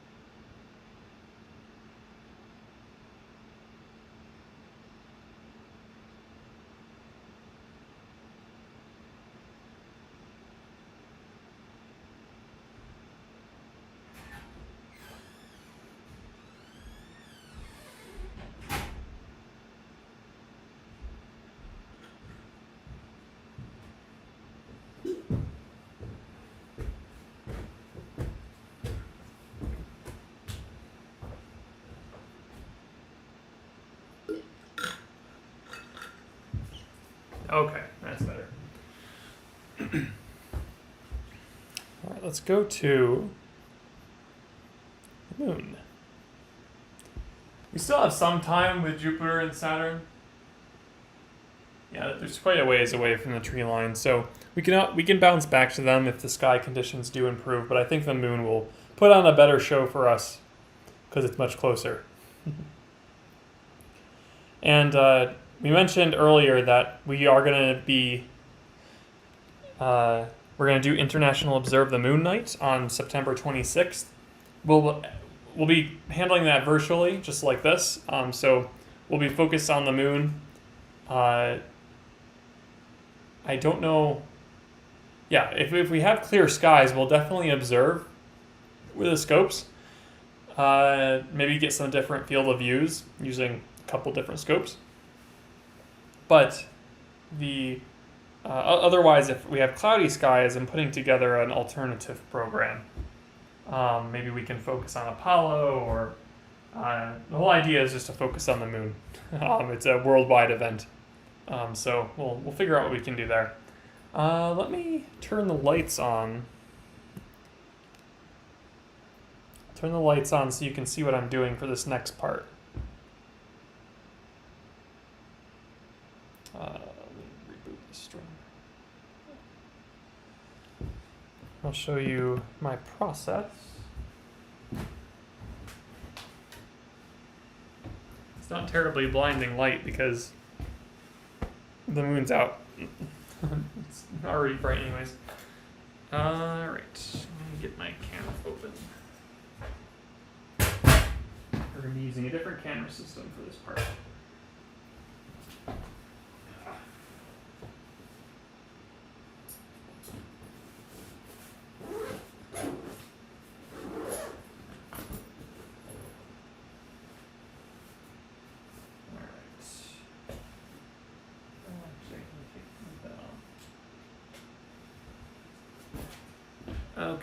So this, let's see, I'm going to adjust the camera here. Down, just like that. There we go. So this is the camera I've been using for deep sky objects. Not really good for telescopes.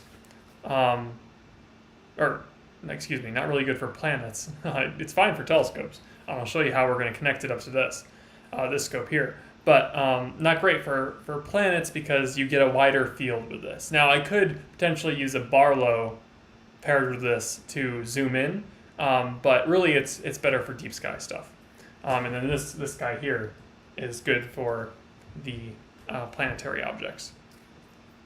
So we're going to use this system to attach to the 6-inch refractor, and ideally we'll get a wider field view of the moon, and we'll be able to see everything. Right? Whereas if we were to just use this, we'd be zoomed in on craters, which we can try out too if anyone's interested. Let me know in the comments about that. But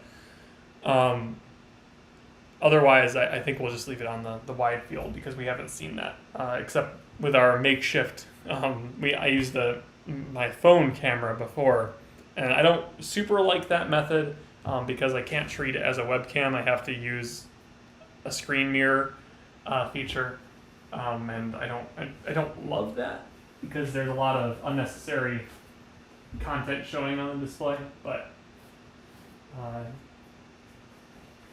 we'll try this method, and if it doesn't work, we can just go back to what we used to do. I haven't used it on this telescope yet, so I have to figure out if I can actually achieve prime focus effectively. So that's what I gotta work on first here. Now I have, this is called a T- adapter, and it's designed to hook up to the lens mount on the camera, so it fits on just like any other lens that you'd put on that mirrorless camera, and then this fits into the 2-inch eyepiece adapter, this section here. So we're going to try that, and we'll see what I need to do to achieve prime focus on the 6-inch refractor. I tried it on my personal reflector telescope and it worked fine, but we're going to try it on this one. I'm going to try it with the right angle mount that's in there already that the current camera is attached to. So we'll try it with that first. If that doesn't work, then I'll take that off. I can also try out the Barlow and see if that does us any good. Lots of options to see if we can actually achieve prime focus. I think we'll be able to do it. All right, so here's the setup. As I mentioned, it fits in just like a lens. And now I can fit this into a 2-inch eyepiece adapter. So let me just put this around my neck. And we'll take the planetary cam off. Set that off to the side because we may go back to it. Oh, I'm realizing it would be better if you saw me up close, huh? Let's switch over to this. There we go. So again, if it wasn't quite clear, this is the 2-inch adapter because I didn't realize I was in that thumbnail view. This is the 2-inch adapter and the camera that we're using. So I'll take this out. This is actually a pretty decent view of the scope. I'm pretty pleased with this. So you can actually see what I'm doing. This is the Barlow, the two times Barlow, and this is the 2-inch adapter we have attached to it, and we have the camera, the planetary cam attached. And now we'll place the camera system onto the scope. Now this is going to weigh things down a little bit, but no more than an eyepiece would, so I think we should be okay. Just got to make sure I fit it in so it is in fact secure. Let's try it like that. That feels pretty good. All right. So that's the setup. Now I need to get my other cord. I need a USB-C cord.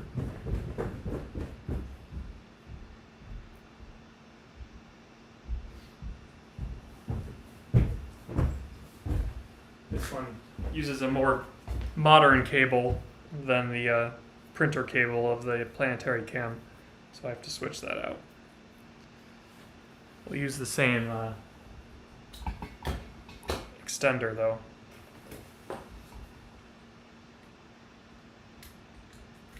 Get rid of that.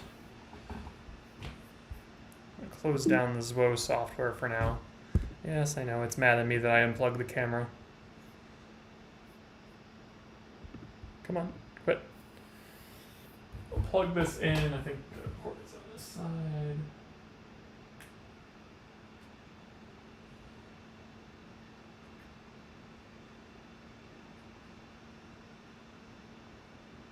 Oh, there it is. It's the top one. Okay. Turn that on.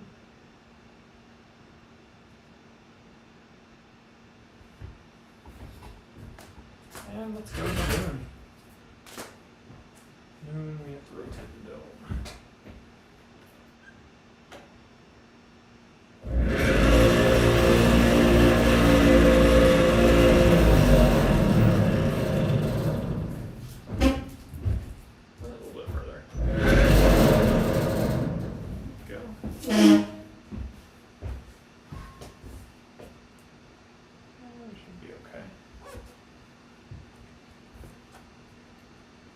Sure I'm not getting in the way of anything. Yeah, now the camera isn't quite pointed at the scope. Let's see if I can move it. Not too bad. Alright, I'm gonna lower this gate here so I don't fall down the steps. Oops, sorry for the bang.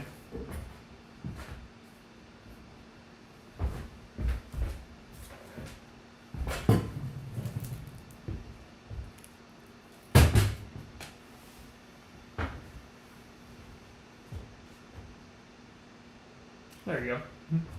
I think you can sort of see what I'm doing. I adjust for the moon.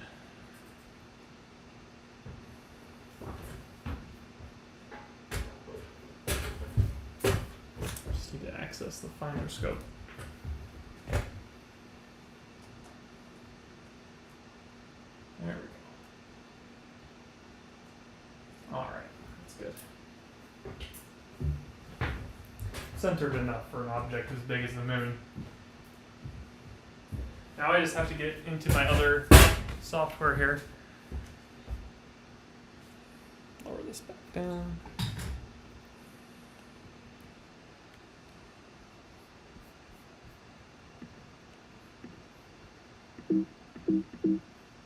It's refusing to close out of this application. Why is that?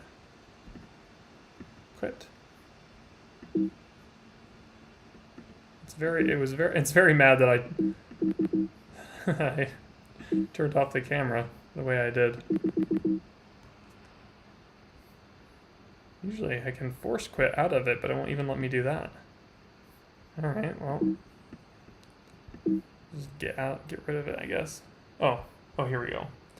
Oh, that's always that's a pet peeve of mine in software.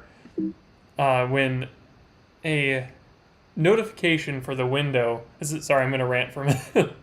The notification on the window that you were working on, like this capture software, a notification pops up on your other display. Why would it do that?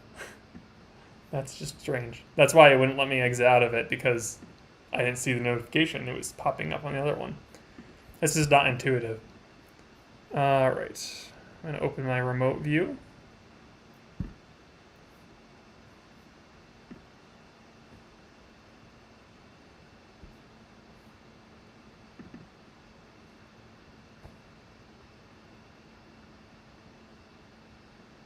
There we go. Hey, there's the moon. I think we'll be able to achieve prime focus without a problem.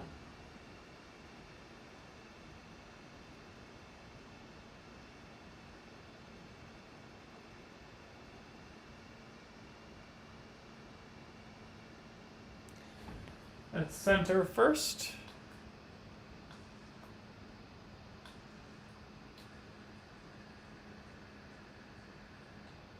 I'm pretty pleased with this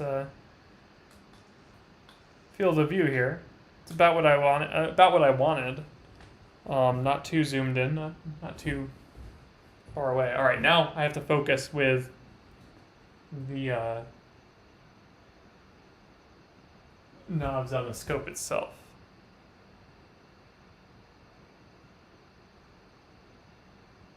There, nice crisp view. Very good. Just widen this up a bit. Oh, you know what? I'm just realizing I should have switched to the scene. Pardon me. Observing screen. There we go. Sorry that you couldn't see what I was doing there. You could see what I was doing on the telescope, but you couldn't see the results of the image. But there's the moon. See if I can just do a full. Yeah, there we go. We just need a full screen view of it. And bring this back down. I'll just leave the lights on for this part because, again, we're just observing the moon, so it's not going to affect me too much as far as my night vision goes, because I'll be able to see outside anyways with all that moonlight. So, yeah, really nice view tonight. Yeah, I don't even think it's worth trying to... I don't even know if there is a 2-inch Barlow around here, because that's what I would have to use to zoom in anymore. But if we do want to, if we want to do a little bit of a tour on the craters and whatnot, we could certainly use the ZWO camera. That's what we did last time, and it worked pretty well. Get this red wire out of the way.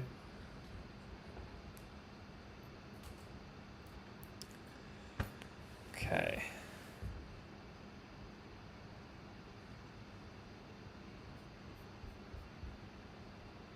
I'll have to take a few pictures of this because that's pretty nice. I'm pleased with that. We can play with the shutter speed. Did I forget to turn the... I don't know if my camera's on manual, is it? What does it say? Nope, it's on auto. Let me switch it to manual so I have greater control over everything.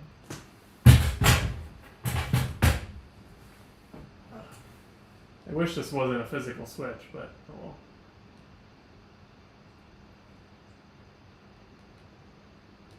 Oh, that's the wrong button.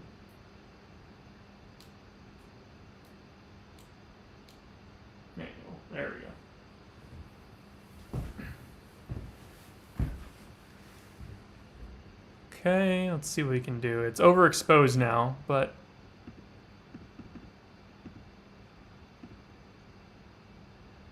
ISO is auto. We just need to keep lowering the shutter speed. There we go. Not bad.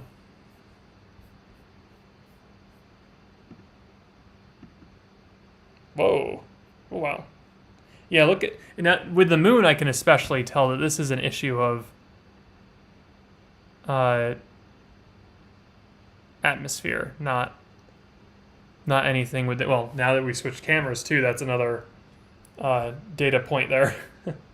But yeah, this is definitely an issue of atmosphere. I guess it's just not as stable as I thought tonight, because I'm surprised the dome hasn't cooled off. If that's the problem, but anyways. Can I adjust the zoom here? Do I have to be?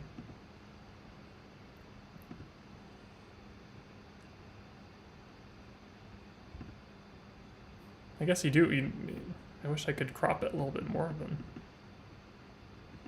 But I mean, we could tour the moon this way. It's not too bad.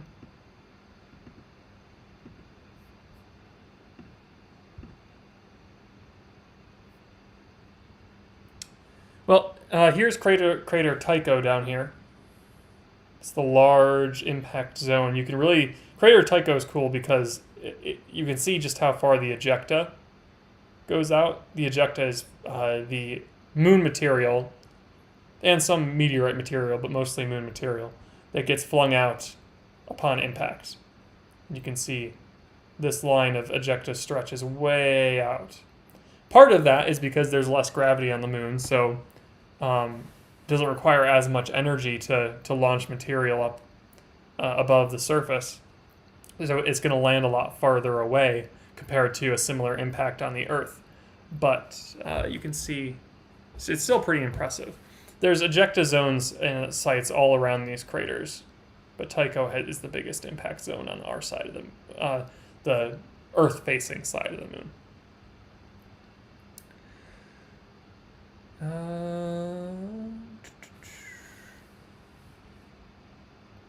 Trying to think where Copernicus is. It should be.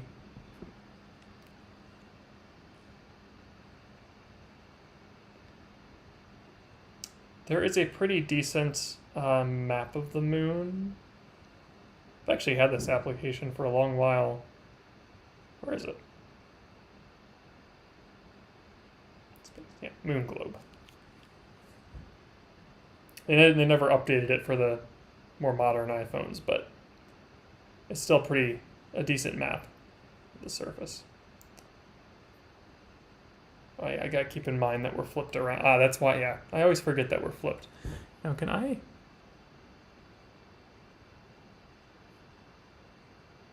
can rotate. I don't think rotate is enough, because I'm pretty sure we are a flipped image.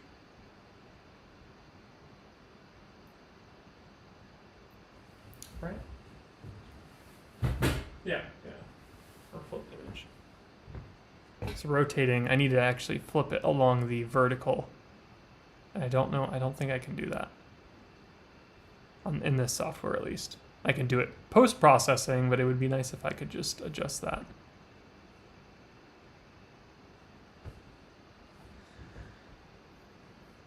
Yeah, because Tycho is roughly where it should be, but the terminus of the moon right now, where the light meets the dark, should be on the right side rather than the left side.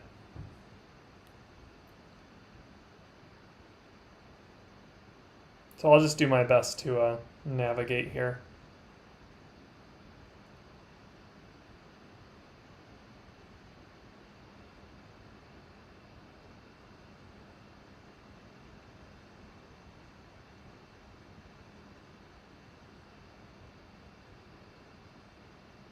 Oh yeah, that's right.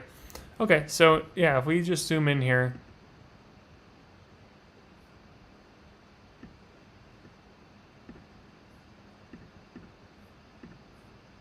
Come on.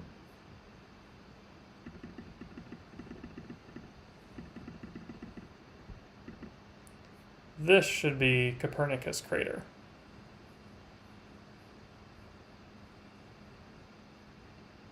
Yeah. And I wish I had more fine control over the zoom. But Copernicus crater is here, and Kepler crater is here. Copernicus is the larger one.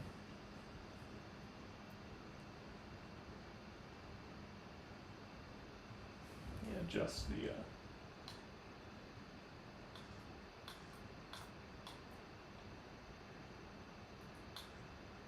Go.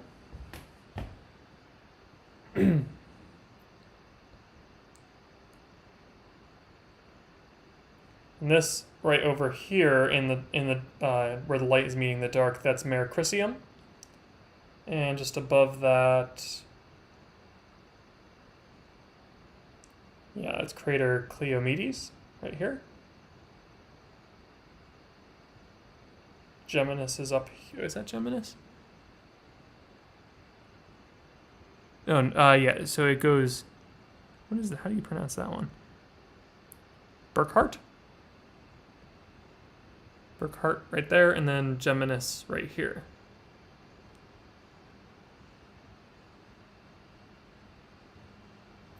Of course, the craters really pop along that terminus line, just the way the light is directed. You get really nice shadow effects inside the craters.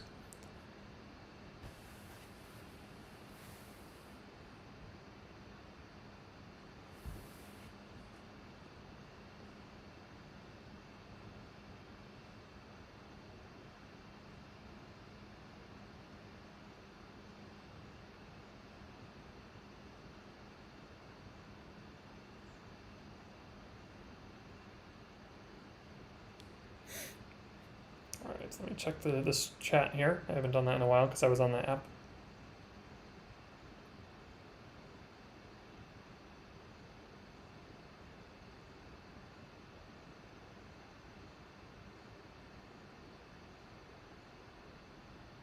Yeah, Blue, I wonder if I can. Is there any of these flippable? I'm still learning the remote software. Oh no, that's just the... I mean, we can do this, but that's not the right orientation. I want to flip it along the vertical because the telescope has actually flipped the image based on the optics. So I want to flip it back to the true image, but I don't see a way to do that through the software readily.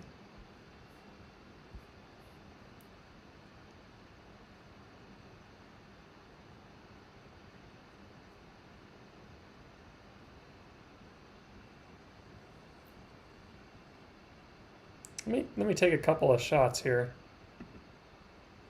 Go one exposure lower.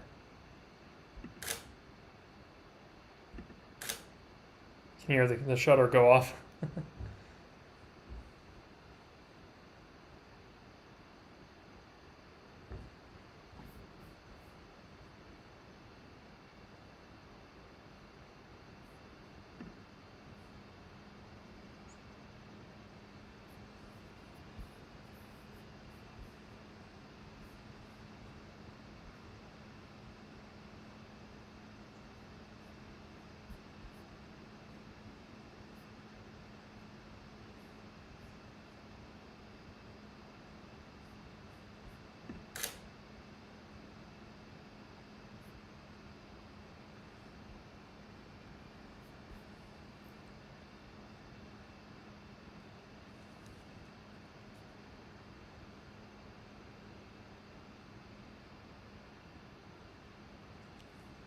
Oh yeah, let me go check out that.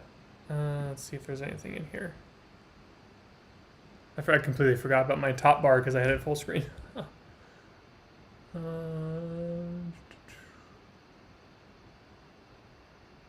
mode.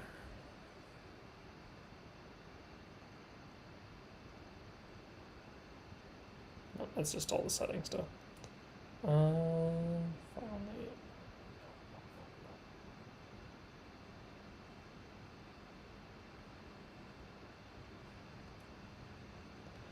I'm not surprised it doesn't have this feature.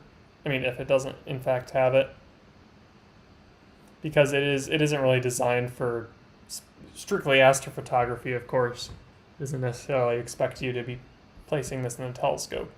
It doesn't hinder you from putting it in a telescope, but I'm not surprised it's not working the way I expect it to.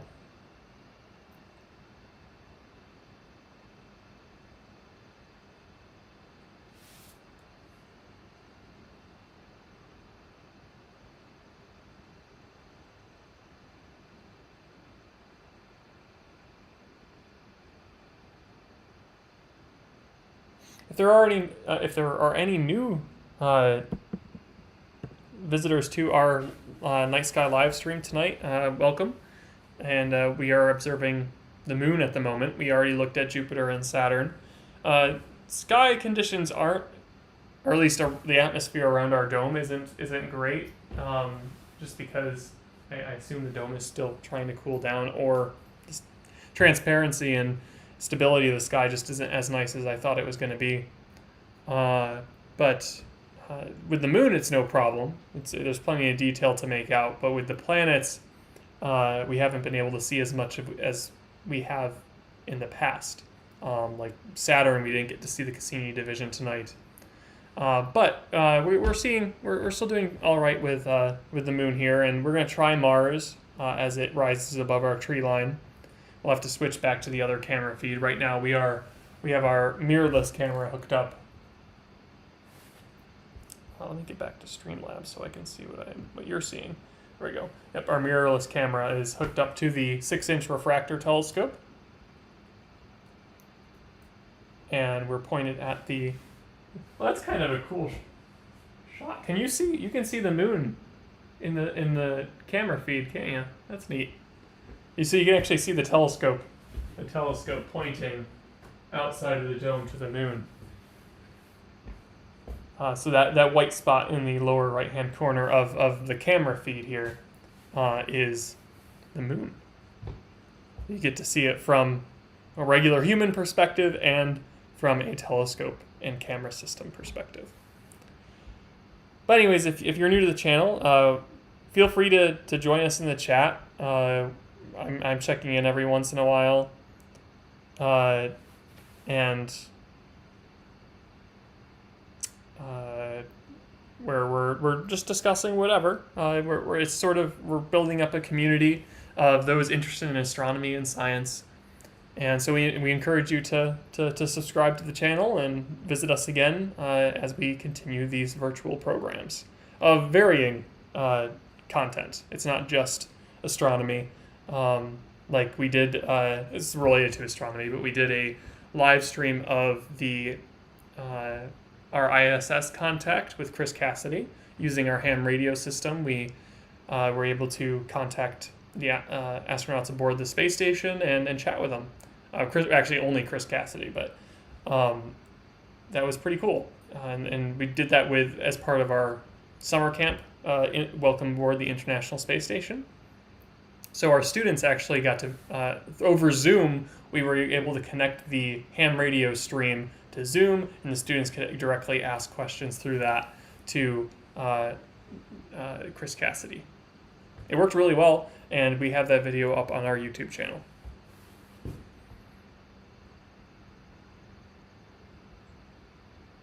Anything under picture effect? Let's see. Where was picture? Oh, picture effect. Yeah, I see what you mean.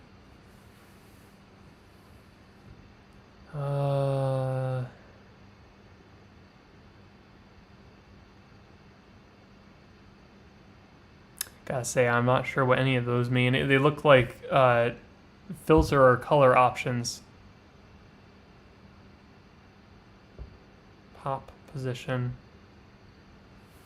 I could try position. Nope. Oh, yeah, they're just color effects. Now I'm curious. Yeah, it's just filters. You can make the moon pink. How's that? Bring out. I don't really see a great use for this. That one's not too bad. The black and white monochrome is kind of nice. Rich black and white. Yeah. I'm gonna turn those off though.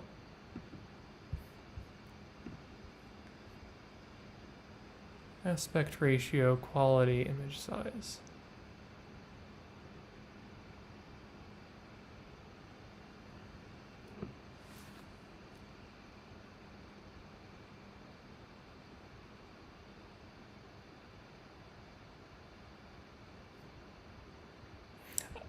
Can I flip it on Streamlabs?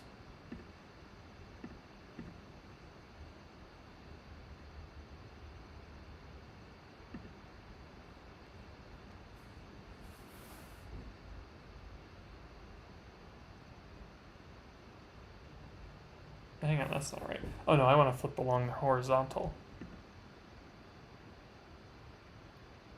Not the vertical.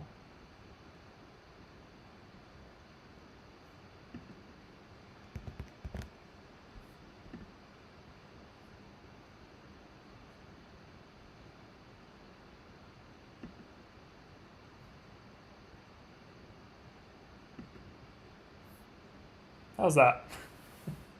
That works. That's as the moon is right now. So I did that not through the software, I did that through Streamlabs.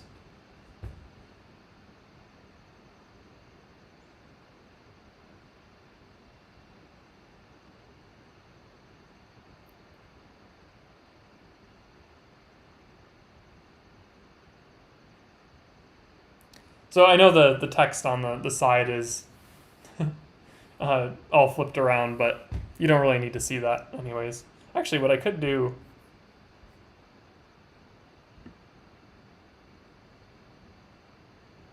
Well, let me extend past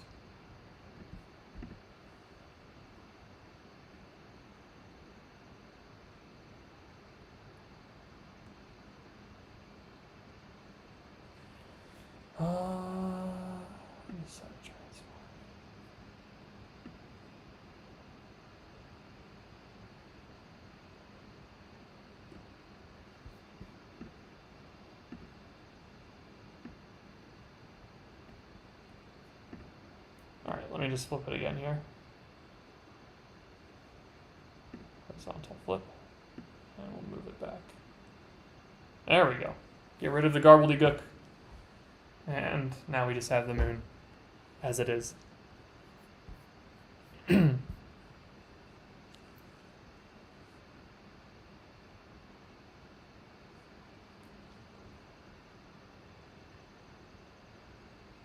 And I think we had a question here about, do we know how far apart the Tycho and Copernicus craters are? That is a great question.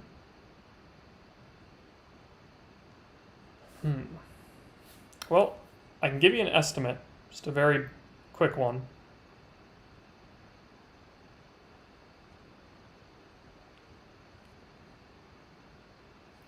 So the circumference of the moon is 6,786. This is just very quick math. So that means, from one point on the moon, go all the way around it and return to that point, you're traveling 6,876 miles. That's the circumference. It's not quite right, but I'm going to estimate it as about a quarter of that. So yeah, I would say it's about 1,500 miles. That's a very quick and dirty math problem. But yeah, 1,500 miles, give or take.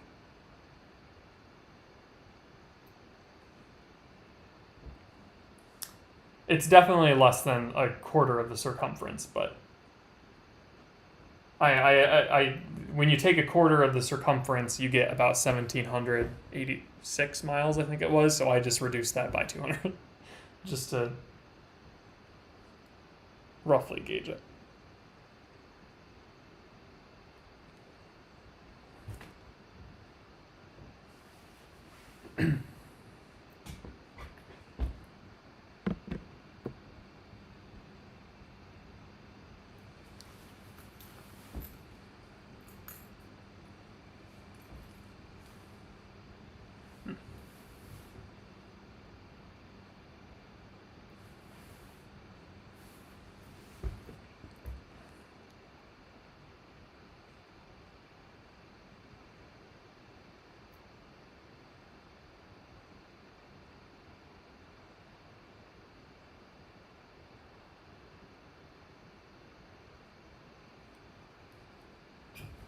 Take a quick picture of my setup here, just because I think this is pretty good.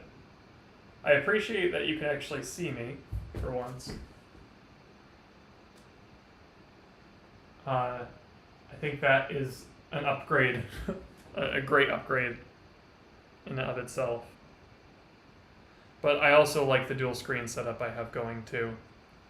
If you want to see what I'm talking about, I can give a little bit of a tour for those that have just joined to see what it looks like inside. Of course, up here, this is the telescope, the 6-inch refractor that we're plugged into, and we have in the eyepiece section of the telescope, we have a Sony A7 III camera.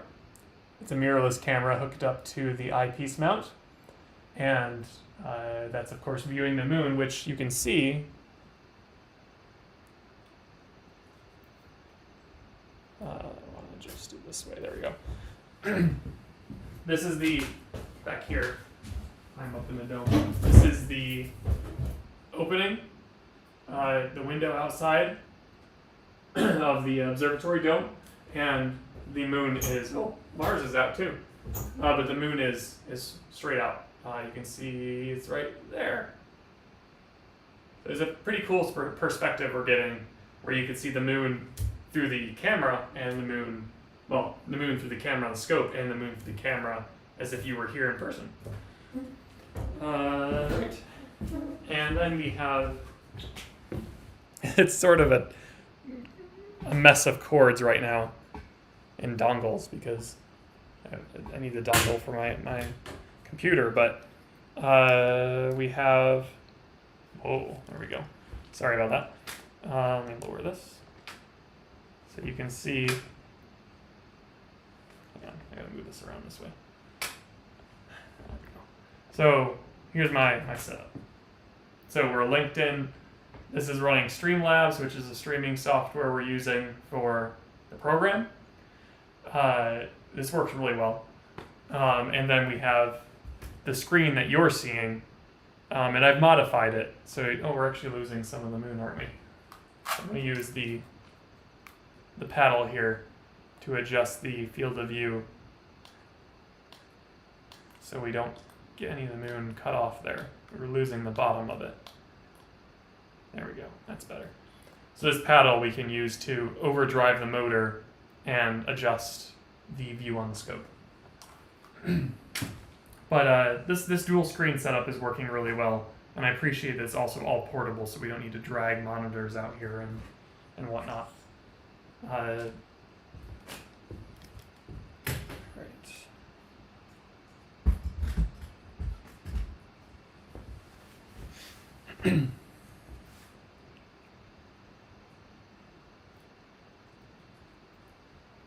Just this so you can sort of see the scope again. I liked that field of view we had before. Let me get it back to that.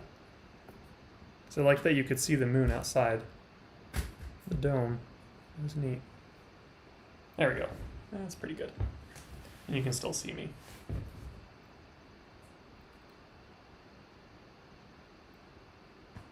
Cool. So Mars is above the tree line now. So we'll spend a little bit more time on the moon, and then we'll skip on over to Mars.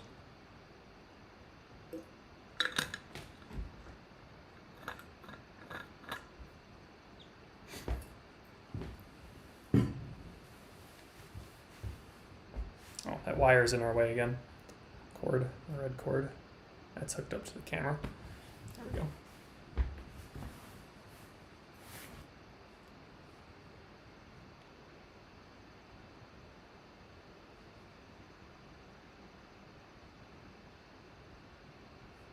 Should take a recording of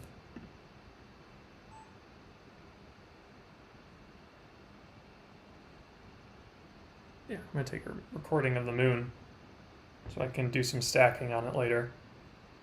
Oh, I wanted to ask you guys something regarding how did we already have it move off like that? There we go. Regarding the processing techniques we use for our images, because I've just been doing that myself on my own time, which is convenient, I guess, for me. But I think it would be interesting to record that process and post it. So if anyone else wants to try doing astrophotography and taking these pictures and then going through the stacking process, I can. I'm not a pro by any means. I'm just learning myself. But I mean, it'd be cool to learn together a little bit and see that process. So I could record that and post it on our channel for you to see, just to get some idea of the techniques we use. So let me know if you're interested in that. I'll probably, next time I do it, I'll add some commentary to it and we'll post it on the channel so you can check it out. Let's see, I haven't been following the comments here, so let me look at them.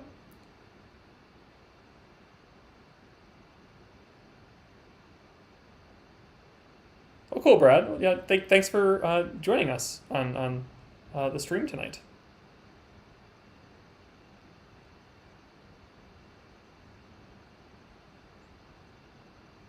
Oh, Blue, good question. I know exactly what you're talking about. I love the description of it looking like a peeled orange. That's a neat way to describe it. So you are, I think, talking about this crater right down here and these lines that you get, right? Like the peeled orange. those lines are ejecta remnants from the impact. So that's crater Tycho, a big impact zone on the moon, a recent impact zone, and not relatively recent. The lines are ejecta, so that's the material that flew out and landed back onto the surface of the moon. And it can travel so far because there's less gravity on the moon. So a similar impact on Earth, the ejecta would not have flown out nearly as far as what was the case for the moon. So that's a great question. You'll see ejecta around all these craters, like Copernicus crater. You'll see ejecta lines. Kepler crater, similar ejecta lines. Smaller ones, but Tycho is just a big impact zone, so that's why the lines stretch way out across the surface of the moon. Now, the moon is heavily cratered, but our side of the moon is not fully cratered. The opposite side actually has a significantly more cratered surface. And in part, that's because the moon is tidally locked. So if a meteor is coming through the solar system and you have one part of the moon facing the Earth and the other facing away at all times, it's more likely that you'll get more impacts on the other side. Because otherwise you have the moon not the moon. You have the Earth protecting it, and the Earth will be able to take on those meteors, and they'll just burn up in our atmosphere. They won't really affect us unless they're large.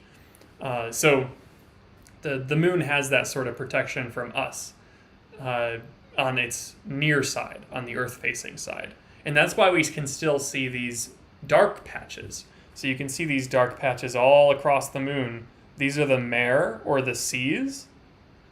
And effectively, these are just cooled lava plains. So when the moon formed, again, the most likely, or the leading theory about the moon's formation is that there was a large impact of a protoplanet that hit the Earth, and a chunk of the Earth and this protoplanet chunked off, flew off, and formed into the moon. There was probably an accretion disk in there, and that accretion disk eventually coalesced into the what we know now as the moon. So that is the remnants of the moon's formation, and where craters have not impacted. Now, millions and millions of years in the future, even billions, that might not be the case. The moon's surface might be fully cratered. But right now, we still have some remnants. We still have the mare, the seas. So those seas are all across this side, but not so much on the other side. They're not. You could see remnants of them where some of these seas used to maybe exist, but they're not nearly as defined or featured as the Earth-facing side of the moon.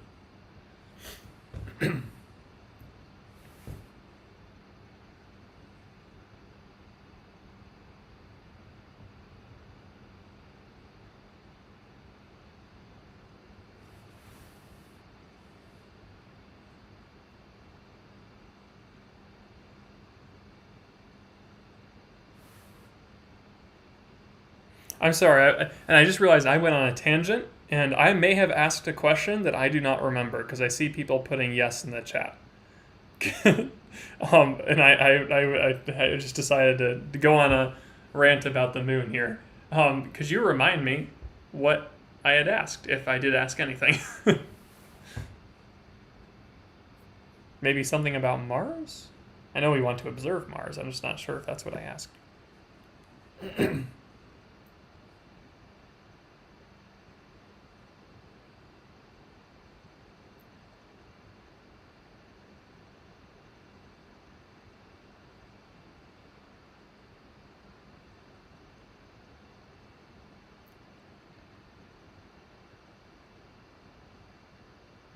Yes. Okay, thank you.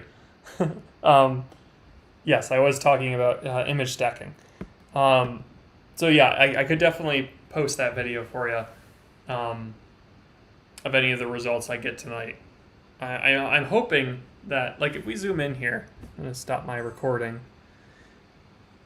If we zoom in, is it still wavy? Yeah, it's still shifting around and waving around a little bit.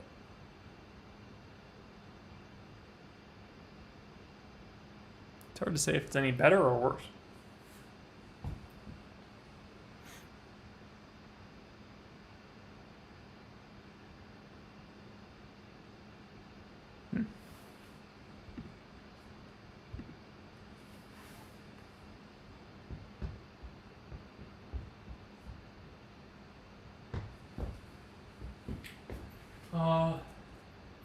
Yeah, well, we can try image stacking the video I just recorded for this view of the moon, and we'll see what we can get out of Mars, and I'll at least be able to collect some data for that to maybe stack.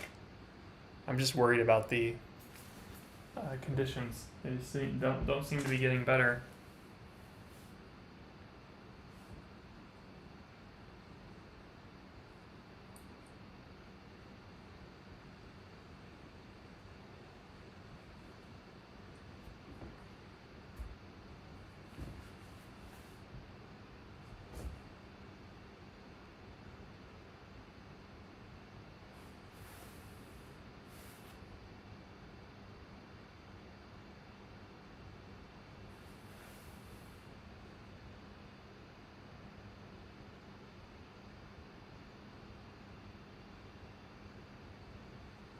Oh yeah, certainly, Brad. Yeah, we do have online membership on our website that you can look into, and it is a great way to support us, especially during our new virtualized age. But we are planning to open back up as soon as we can, and we're not exactly sure when that would be, of course, but we just want to make sure that we can maintain a safe environment up here, and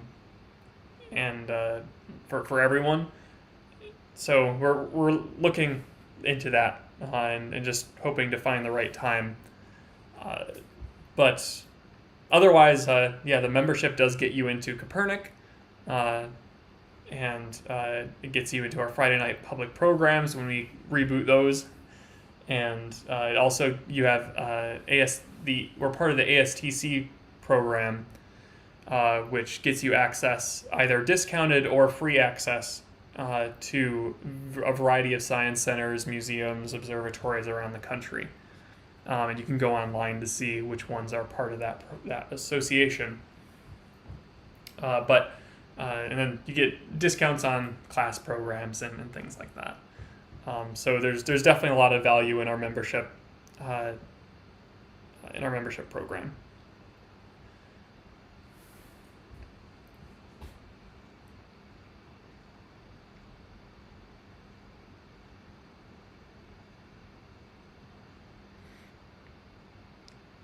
Yeah, Brad, we do have our Kopernik Astronomical Society, which is, yeah, effectively the local astronomy club.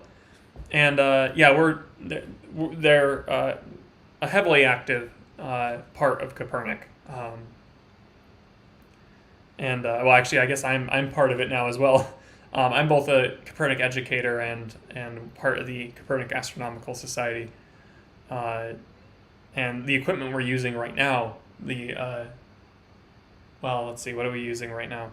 Well, the ZWO cameras are all Kopernik Astronomical Society equipment. So those planetary webcams we were using.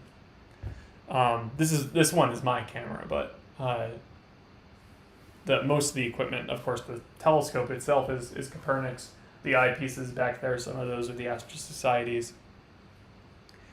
So yeah, they're very heavily active. They especially focus on the use of the 20-inch reflector telescope, which I hope to learn somewhere down the line. I didn't know actually how to operate it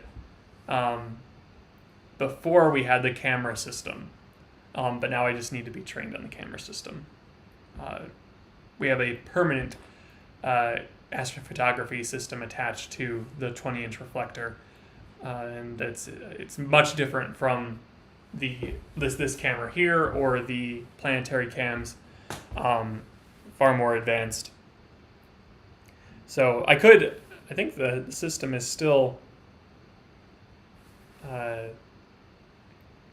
it's still roughly the same as far as operating the scope itself. The software might be updated slightly, but I think it's still otherwise the same. But it's been so long, I'd have to jog my memory.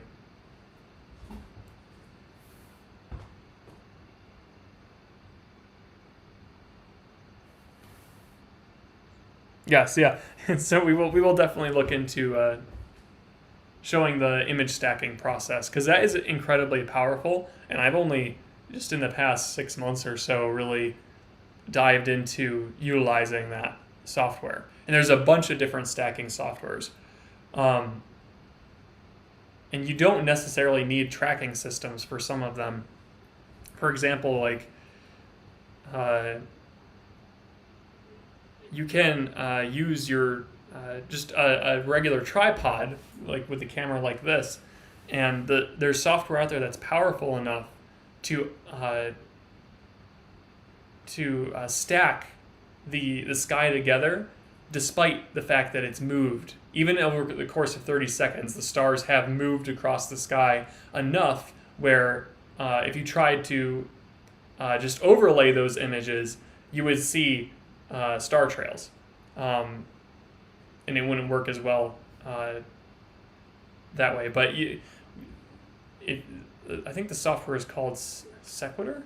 That software in particular will align everything and piece it all together and sort of reverse the image back, the rotation back, and stack it so you get all the detail. And the purpose of stacking is to reduce noise and to pull out more detail out of the object. So you're effectively bringing more clarity to the object that you otherwise wouldn't see with a single image. And it's true information too. It's not fake detail. It's actually, you're taking parts, the details from each individual frame and stacking them to create a new picture. So it's not like necessarily a true life image that you would see with your eye, but it's a way to pull true detail, true information from an object and see that displayed in one image. So it's not fake detail by any means. It's just pulling the details out from different frames, and of course reducing noise too. It's super powerful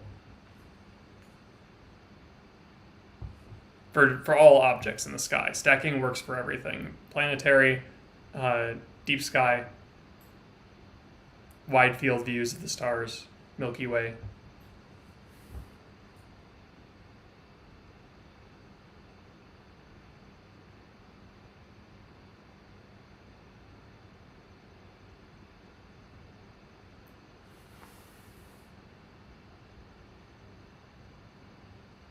Yeah, that's a good way to discuss stacking too. Is that you're losing detail. Like we can see if we zoom in here. In one frame, you're losing a lot of detail. You can see different parts in the image clear up as time passes. So occasionally this crater will be blurry and this one will be clear, and then this one will be clear and this one will be blurry. The idea is you take those separate frames and you pull the good detail from each of those and get rid of the blurry detail that you don't want.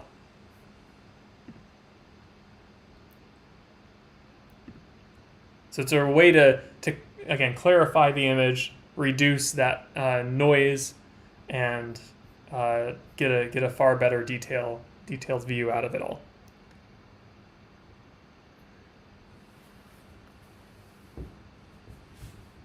See how Mars is doing. Oh, jeez. That's not what I wanted to happen.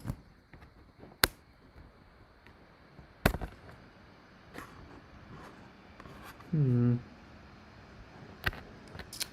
computer just fell, unfortunately, but it wasn't a hard fall.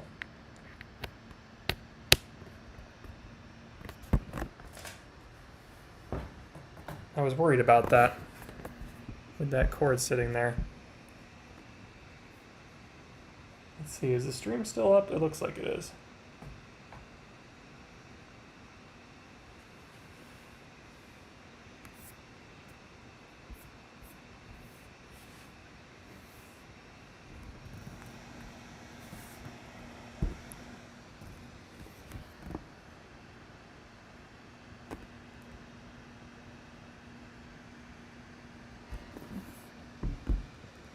There was enough cords at the bottom to blunt the fall. This thing got a little bit warped, but it doesn't seem to be affecting the stream at all. Everything seems to be okay. Okay. I'm not gonna bother being too concerned about it all. Just gotta find my mouse here.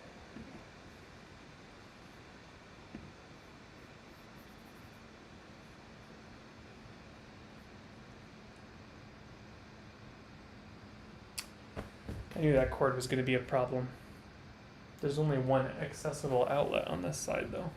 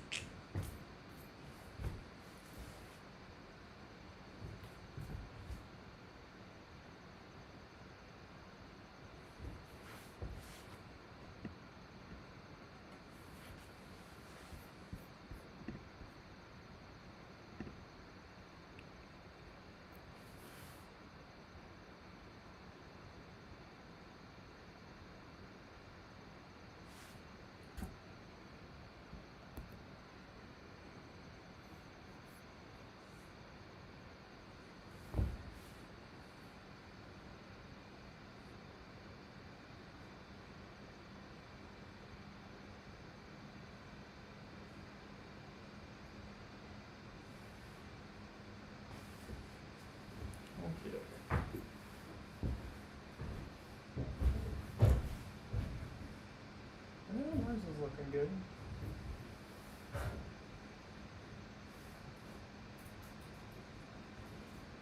I'd try a deep sky object tonight, but I just don't think we're going to have much success on that front. It's just too bright.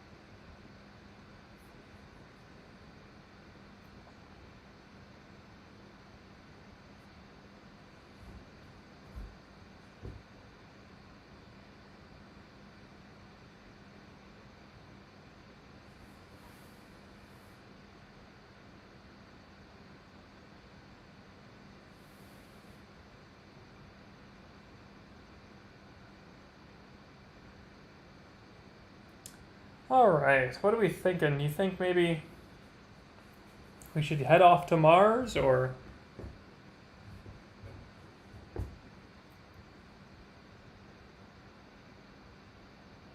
let me know if you're set with the moon. If we want to move on, we can do that.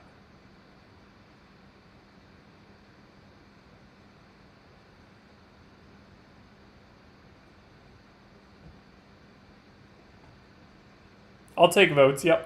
All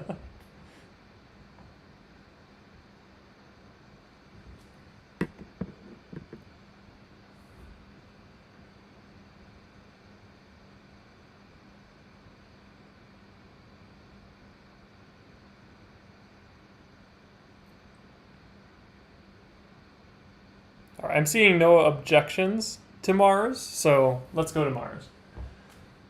we'll say goodbye to the moon. Now, let's try it with this camera first, just because it's not going to be a zoomed-in view at all, but at least on one hand, I can center it. I can center the field of view, so it's easier to find the SWO. And two, I'm just curious what it looks like through this camera. So let's give it a try. Remember to step over the cord that time. I sort of need to go over here. Alright.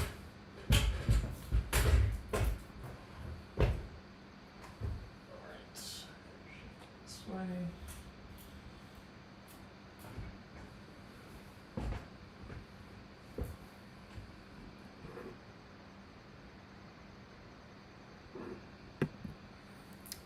Yeah, I'm not, oh, let's see. Yeah, I'm hoping we'll be able to see the cap at least. We'll have to see what we end up with, but I'm guessing that will show up. I'm just not really thrilled with the stability of the atmosphere tonight, but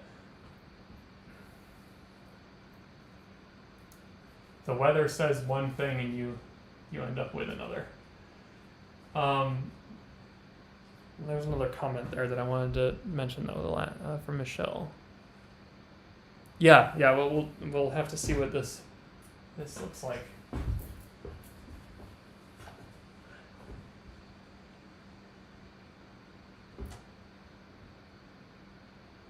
We're not going to get much detail at all in this first image, but oh my gosh. Can you see the speck?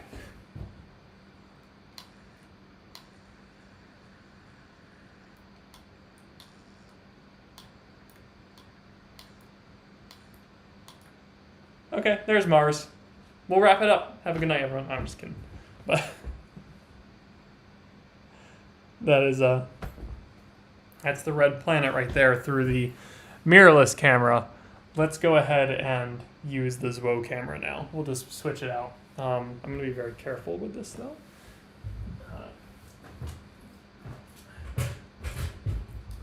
Let's see here. Let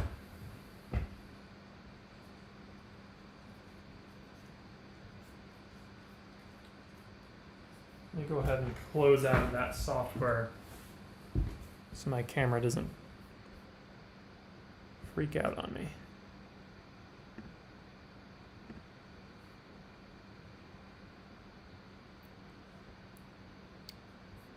We'll just switch to the camera view. Go.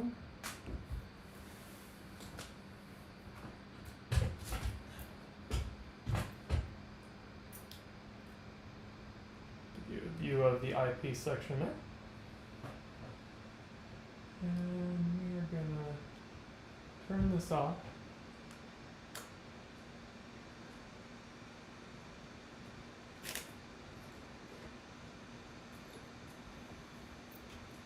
Unplug.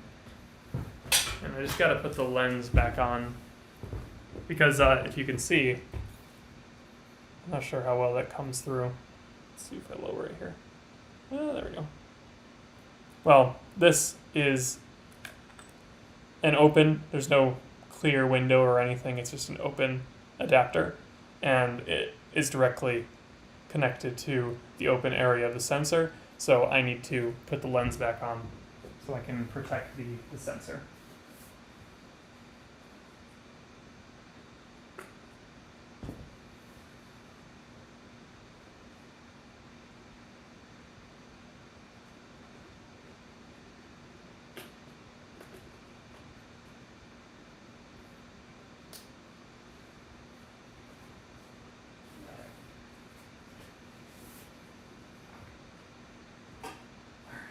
That up later.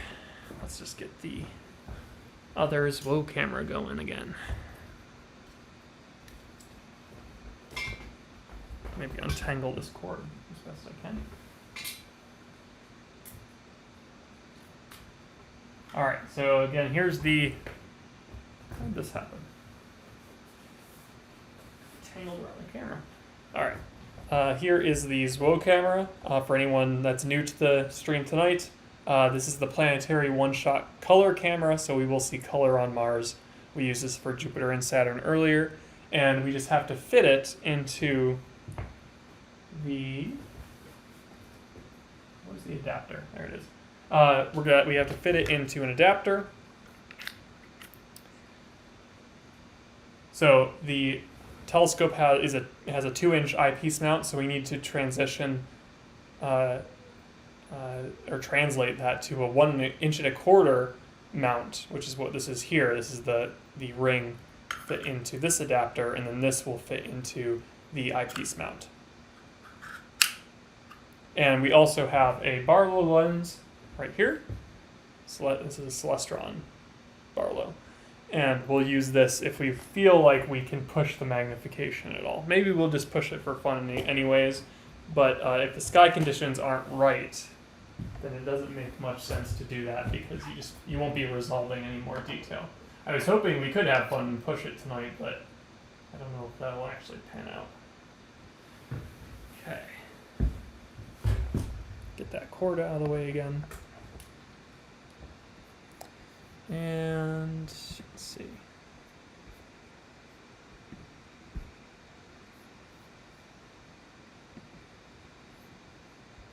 I need to get rid of this software, and I need to load up the ASI capture for the ZWO camera.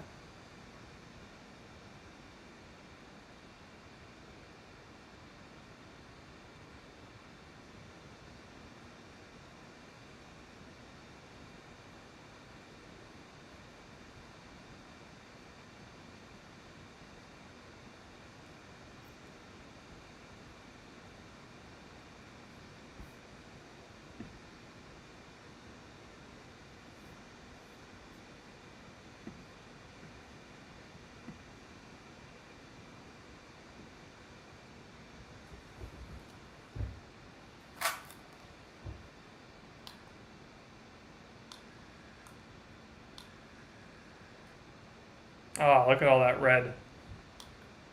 I promise you it's not going to be that big. Unless we use the Barlow.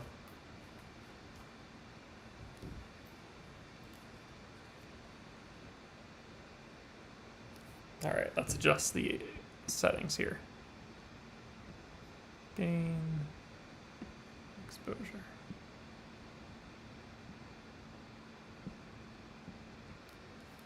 And focus.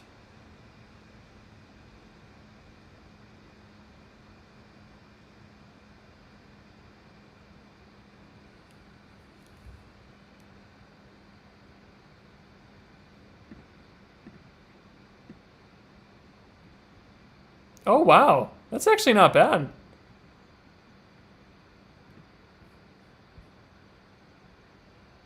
You can see, oh, well, hang on a second. That might be Val Marinera's. Let's see where it is tonight.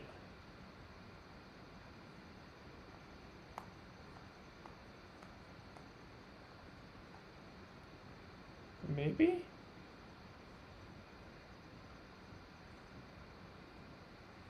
There's almost the exact same app, but just for Mars, that I can use.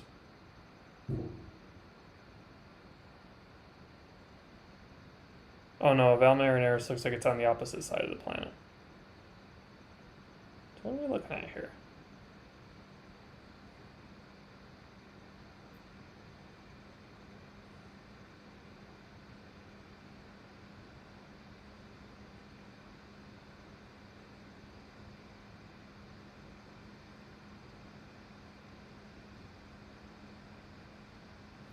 Well, let's see if we can find out more about this. If we can get some more resolve to the image. I think I'm going to push it with the Barlow.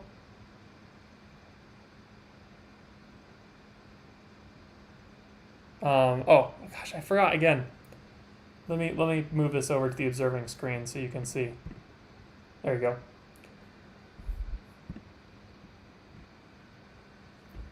I'm going to answer some questions here because there's a lot of conversation. I don't want to miss anything if I'm being asked something directly.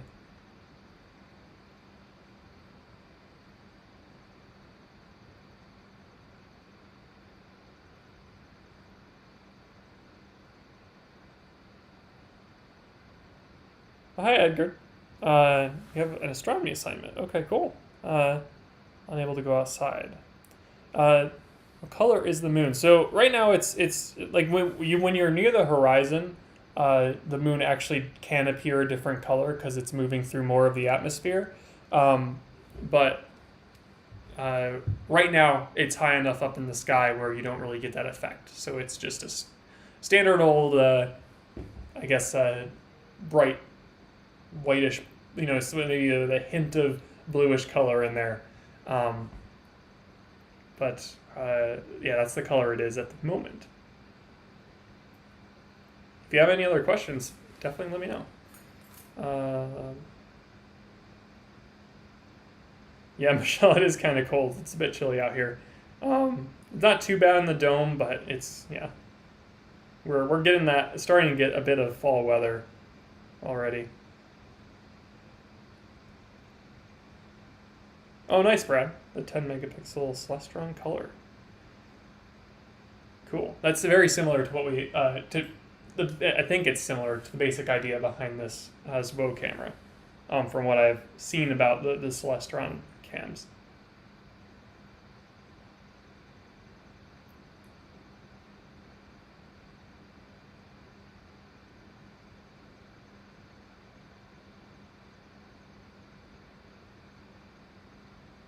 Yeah, the moon can certainly appear different colors. Usually it's a difference between how high it is in the sky and how much atmosphere is in its way. If it's high enough in the sky, though, it'll almost always appear just a nice bright white. Okay, why don't we try the Barlow? On the Barlow lens, this guy here is gonna, it's a magnification multiplier. So it's gonna zoom in 2 times more than it's already, where it already is. Okay, so I'm just gonna put this in between the 1.25" adapter and the camera. Oh, wrong one.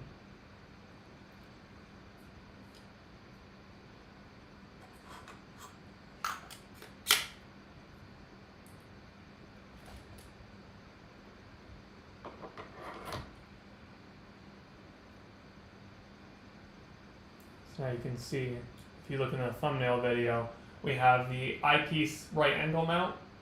This layer right here is the 2-inch to 1.25" eyepiece adapter.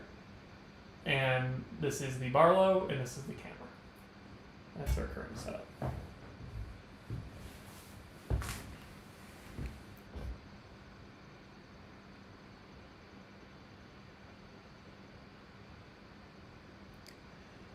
All right, now we don't have it in there now though. And that might be because I need to bump up the, yeah, that's why.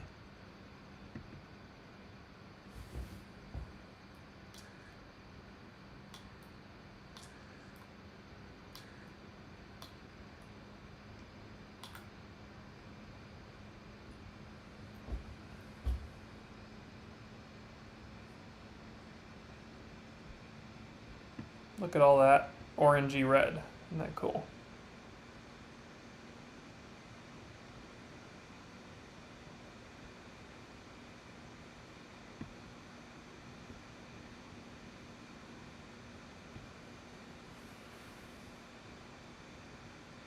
We're getting some surface detail. And maybe a bit of the spot, the cap at the bottom. I'm not sure.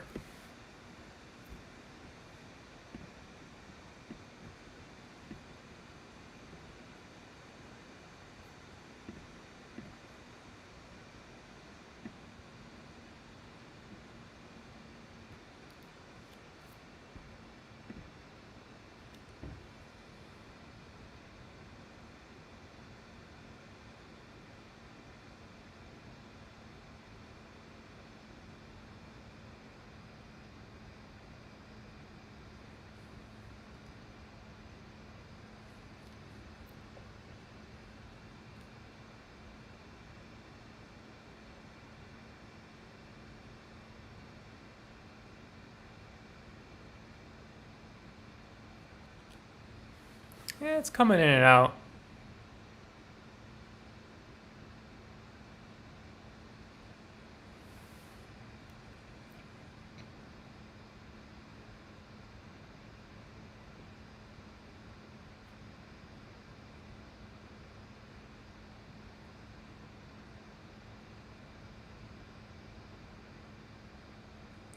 Let me see where the cap should be situated.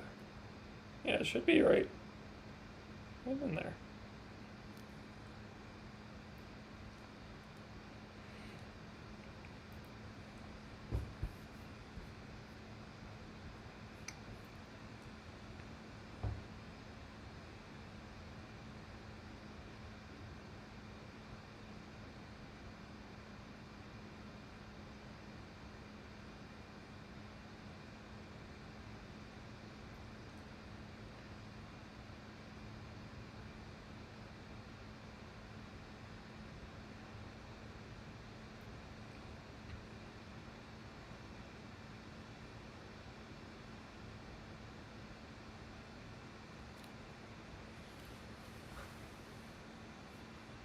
It's a little bit hard for me to tell what that dark patch across the planet is. And again, I don't think tonight is the night for imaging. Like everything's just so unstable. So the only stacking thing I might be able to use is the moon image I got. The moon video rather. So I can pull the frames out from that and stack it. It'll still be valuable for anyone that wants to learn stacking. The moon is a great example of a great object to start with for planetary or a terrestrial stacking. But I'm just not super impressed with this. I think the pole cap is coming out once in a while though. But this feature across the planet, this dark feature that's on the surface, I'm trying to figure out, as the frames clear up, I'm trying to figure out what that one is.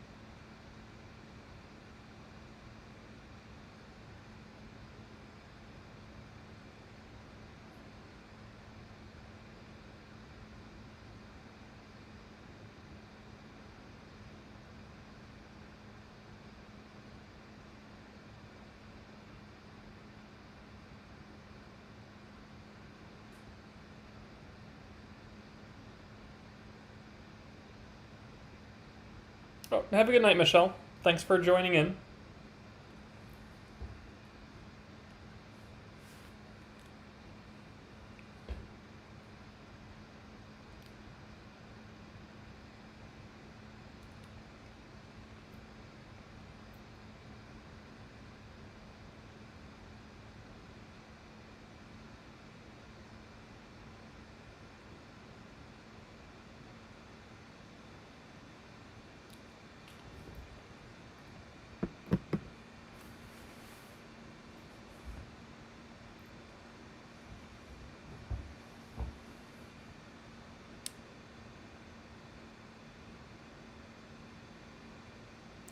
Well, I'm not super impressed with Mars here this evening. And it's been the same since we started at 9 o'clock. It's been so turbulent. Again, occasionally you do get a decent clear shot of it, but it doesn't last long. Which is too bad. So I'm thinking about wrapping things up in the next maybe 10 minutes or so. So if you do have a question, feel free to ask in the chat. I'll be happy to answer.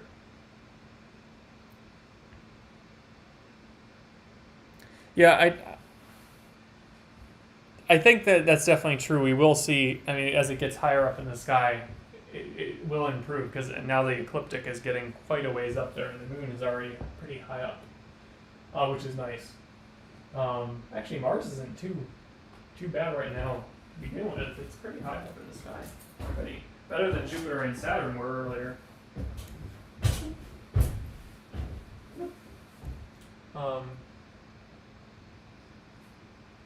But it'll get higher than it is right now.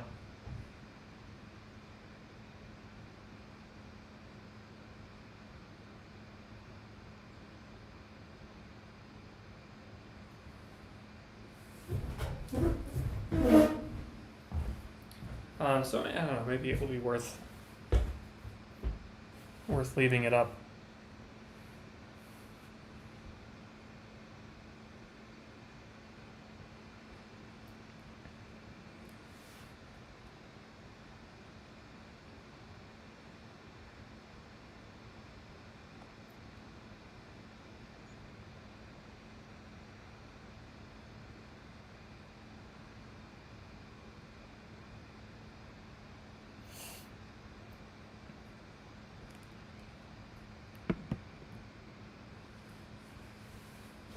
Finish packing up the camera, because I don't think we'll use this again tonight at least.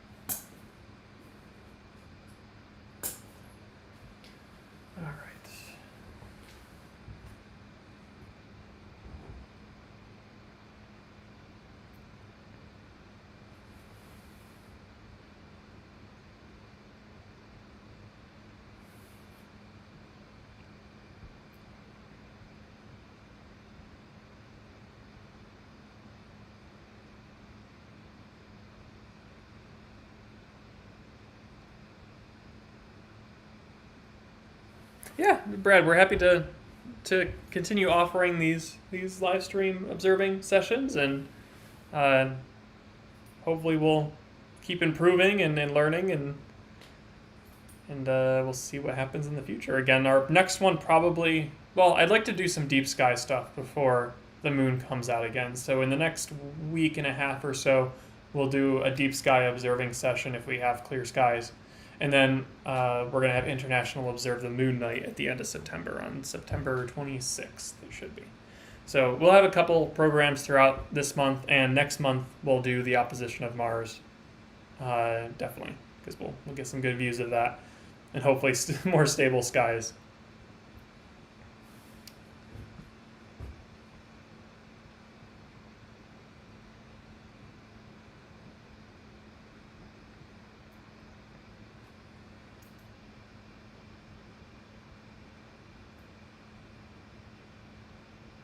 Well, thanks for subscribing, Edgar. Happy to have you, and yeah, we're trying to put together a community of like-minded individuals about astronomy and science. So we're happy to have you, and hopefully we'll see you next time.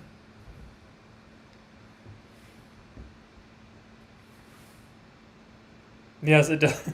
It does give me company. That is one very nice thing about it, and honestly, I think next time, just in general, when I come up, I should just do a stream anyways. I might not be terribly involved depending on the what I'm looking for that night, but honestly, it's not that that taxing because there's already a lot of waiting time on these when you're imaging, especially. You're just taking a series of exposures. What are you going to do for 10, 20 minutes while you're taking an exposure of Andromeda or something? So I think it makes sense to just stream whenever I get the chance to observe. And it is nice having the company, especially when I'm alone up here, because who knows what creatures await. In the dome, I'm pretty safe. I'm not worried about being in the building here. But if I'm ever out, like during the Perseids when I had to be outside, at times that was concerning because I was just seated in a chair. I was trying to talk loud, so I'd scare away whatever animals were roaming about.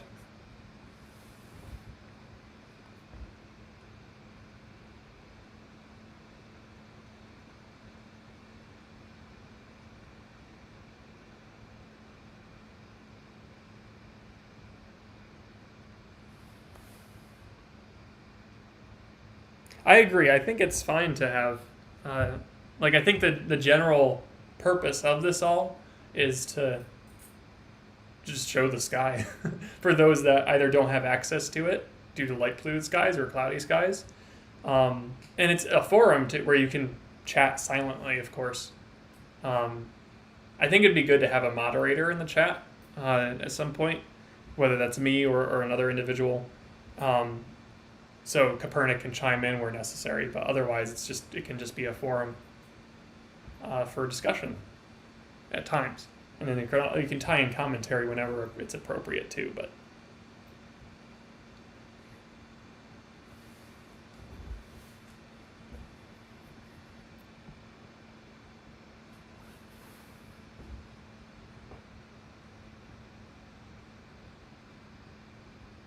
yeah, we've been pretty successful with the chat, I think. I'm pretty happy with the conversations everyone's been having.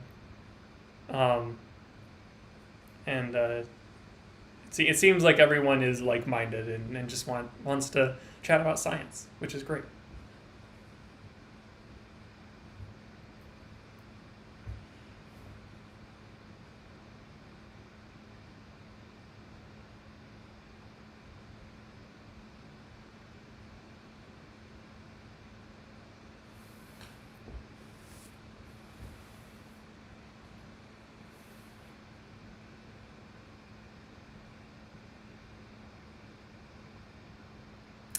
What I might do, let's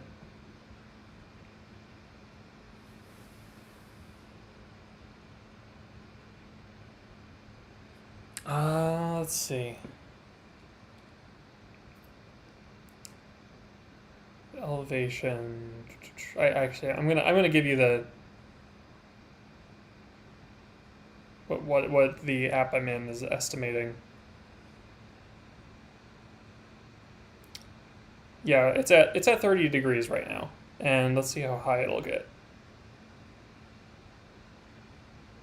Oh, wow, it still has lots to climb. Ooh. It'll get as high as 54 degrees tonight. Now, I'm not really intending to be up until 4 a.m., but it's just going to keep on climbing, but it's at 30 degrees right now at our location.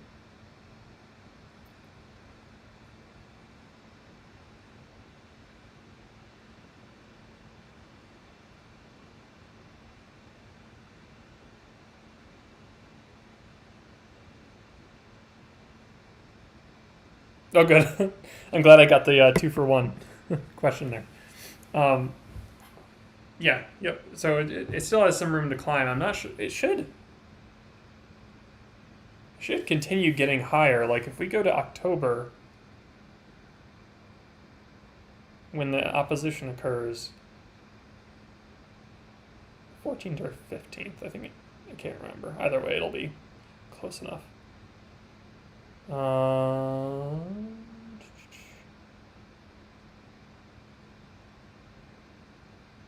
Oh no, it has to do with the. I think it's more related to the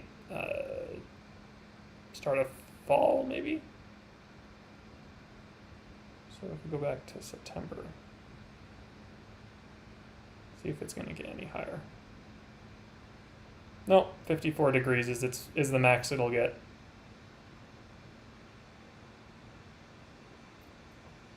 It's pretty good. In October, it won't quite get to 54. It'll be like 53 degrees, but that's not bad. Is Pleiades out right now? Pleiades is out. Interesting. Let's see if I can spot Pleiades. 7 sisters. Above the tree line yet? Oh, yep, just above the trees. Just above.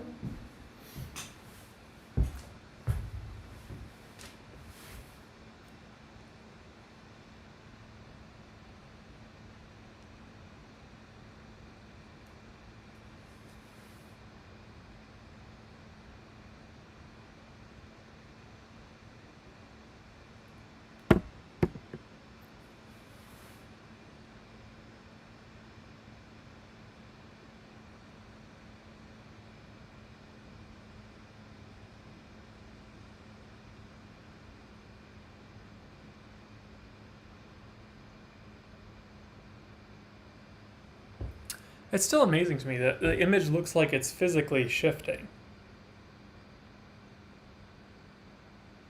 I find that very strange.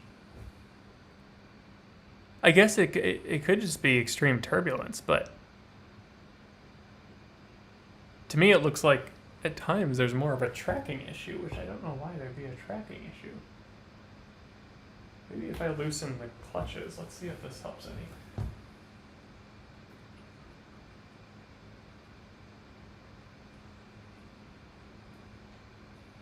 I want to loosen them so much that the telescope goes crazy.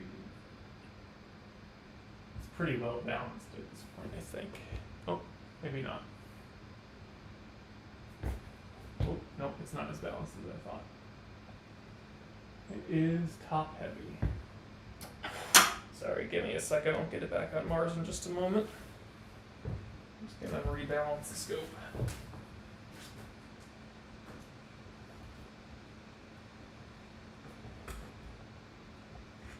Oh, still top heavy.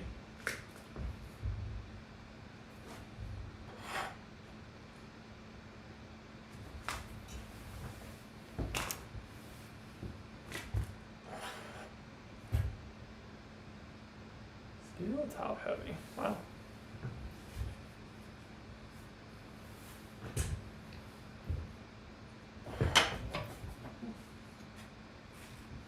What's the other one?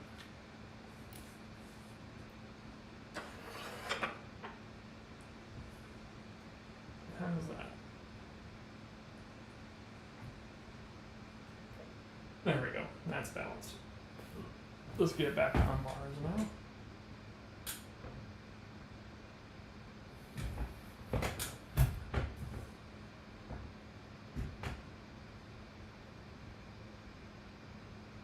Just trying to get rid of as many variables as we have here in the hope that we can improve the image.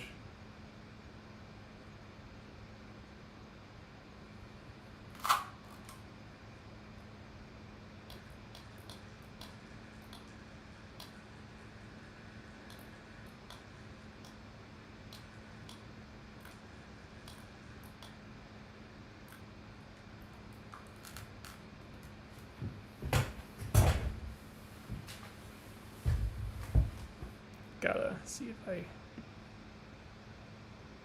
can view it all. Nope. Not quite. It's gonna be trickier to find it with the Barlow.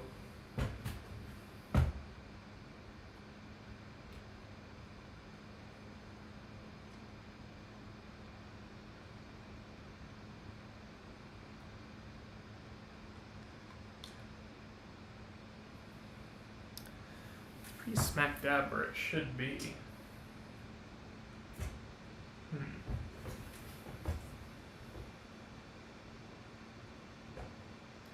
need to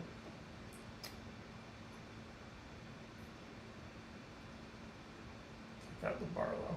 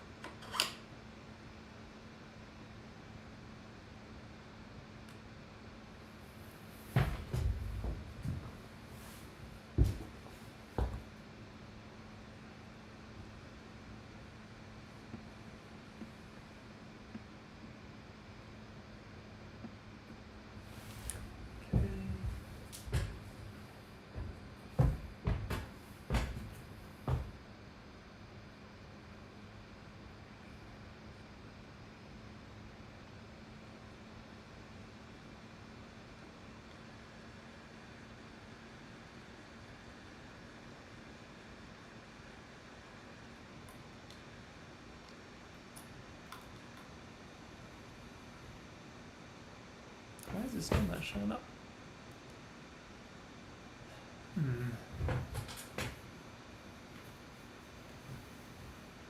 It's as centered as centered can be. Couldn't have misaligned. Ah, no, it is just about there. Just had to turn the gain up a bit more.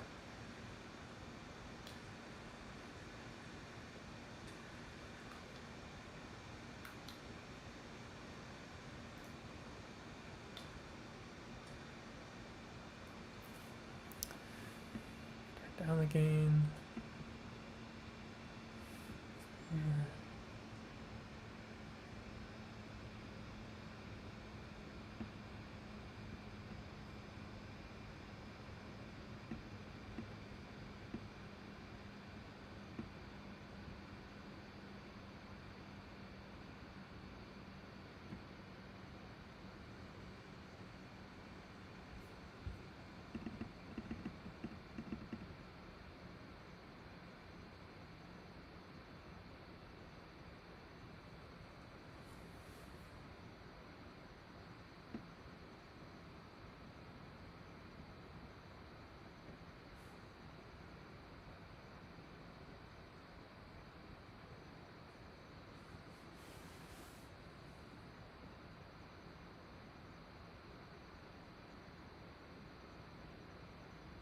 Yeah, see, that's what I was thinking.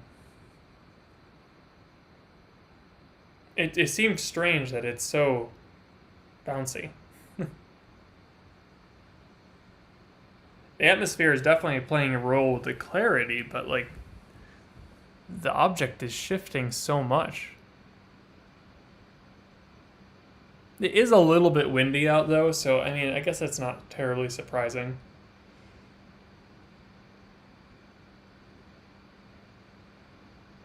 It's not super still night. So that could be contributing too. I'm just surprised at how, like, either way, there's a lot of moisture, it looks like, in the air, causing this this haze and this distortion in the image, which originally there was not supposed to be the case. Jupiter was not great. It's very similar to what we're seeing here as far as the distortions in the image. Same with Saturn. Moon looked fine, of course, but Moon will always look fine. Even through a cloud, it won't look bad.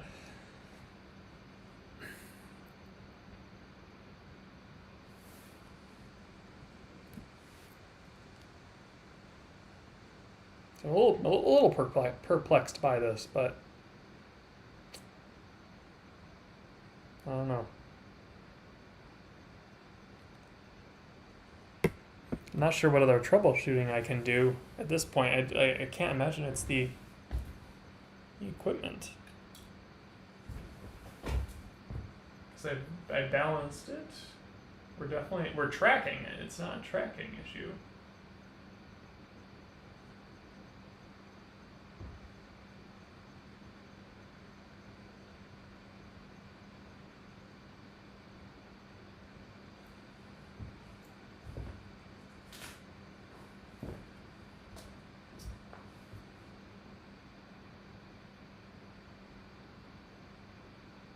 Could try turning the power supply on and off.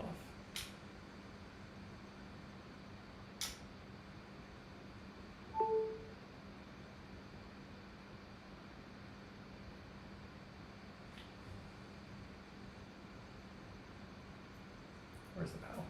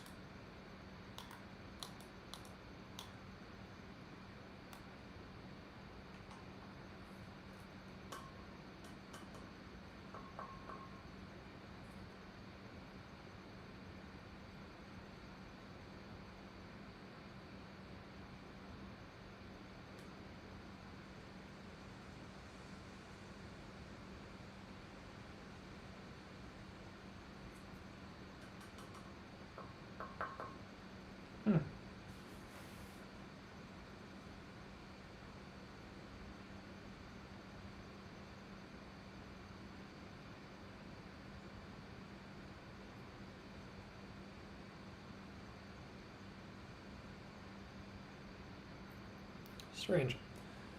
It could be the mount. And it could be the wind.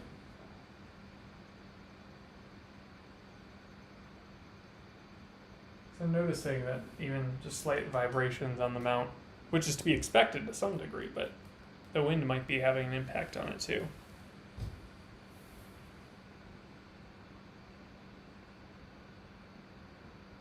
Either way, not as ideal of a night as I had hoped.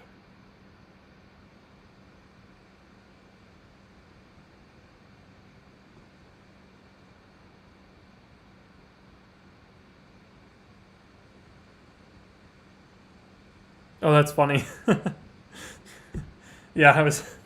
It definitely seems to be like what we're seeing here as far as the bounce goes seems to agree with the bounce we're seeing when you really impact the mount.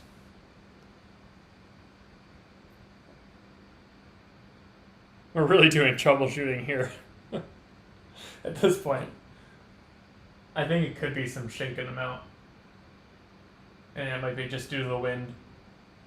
If the telescope is catching the wind at all, I felt it. I felt the wind when I climbed up to the dome, so I think that's what we're running into. Like there's a big gust right now. Yeah. Yeah, you do see a little bit of a shift there. I think that's what it is. The atmospherics are still bad. It's still not a great night to image, but the bounce in the mount isn't helping at all.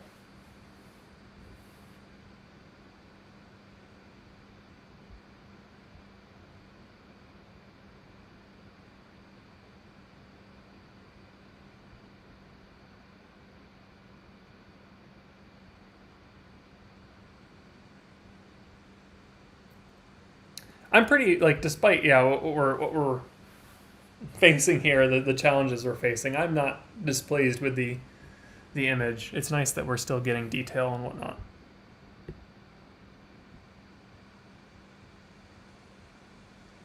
It's awesome how bright it is. Like, it's almost Jupiter magnitude.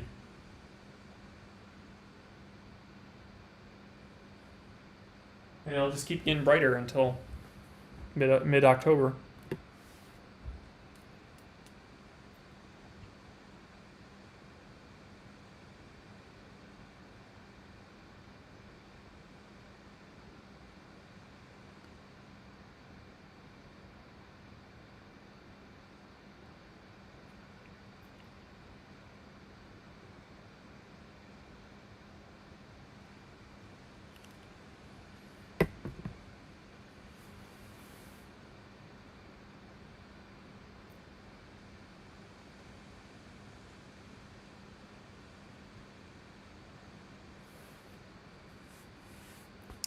But I think that's what we have to deal with tonight. I don't expect the winds to die down. I can't believe I was hearing the wind but I can't believe it just didn't occur to me that that could be the main issue of why we're getting all that bounce.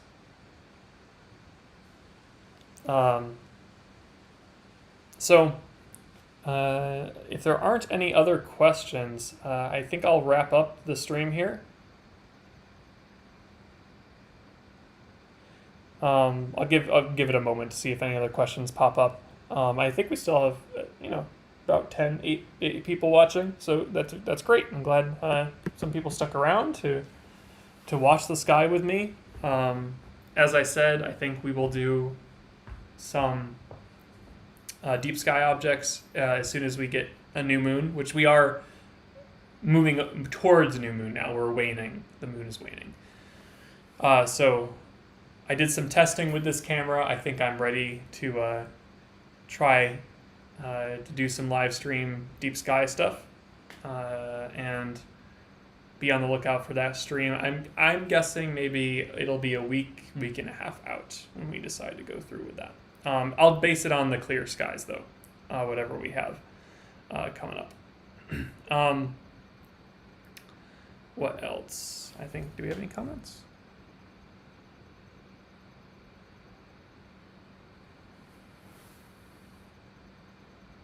Thanks for joining, Blue and Matambale. Happy to have you, and I'll play the outro in just a second here. But yeah, join us next time for our deep sky objects. And have a good night, everyone.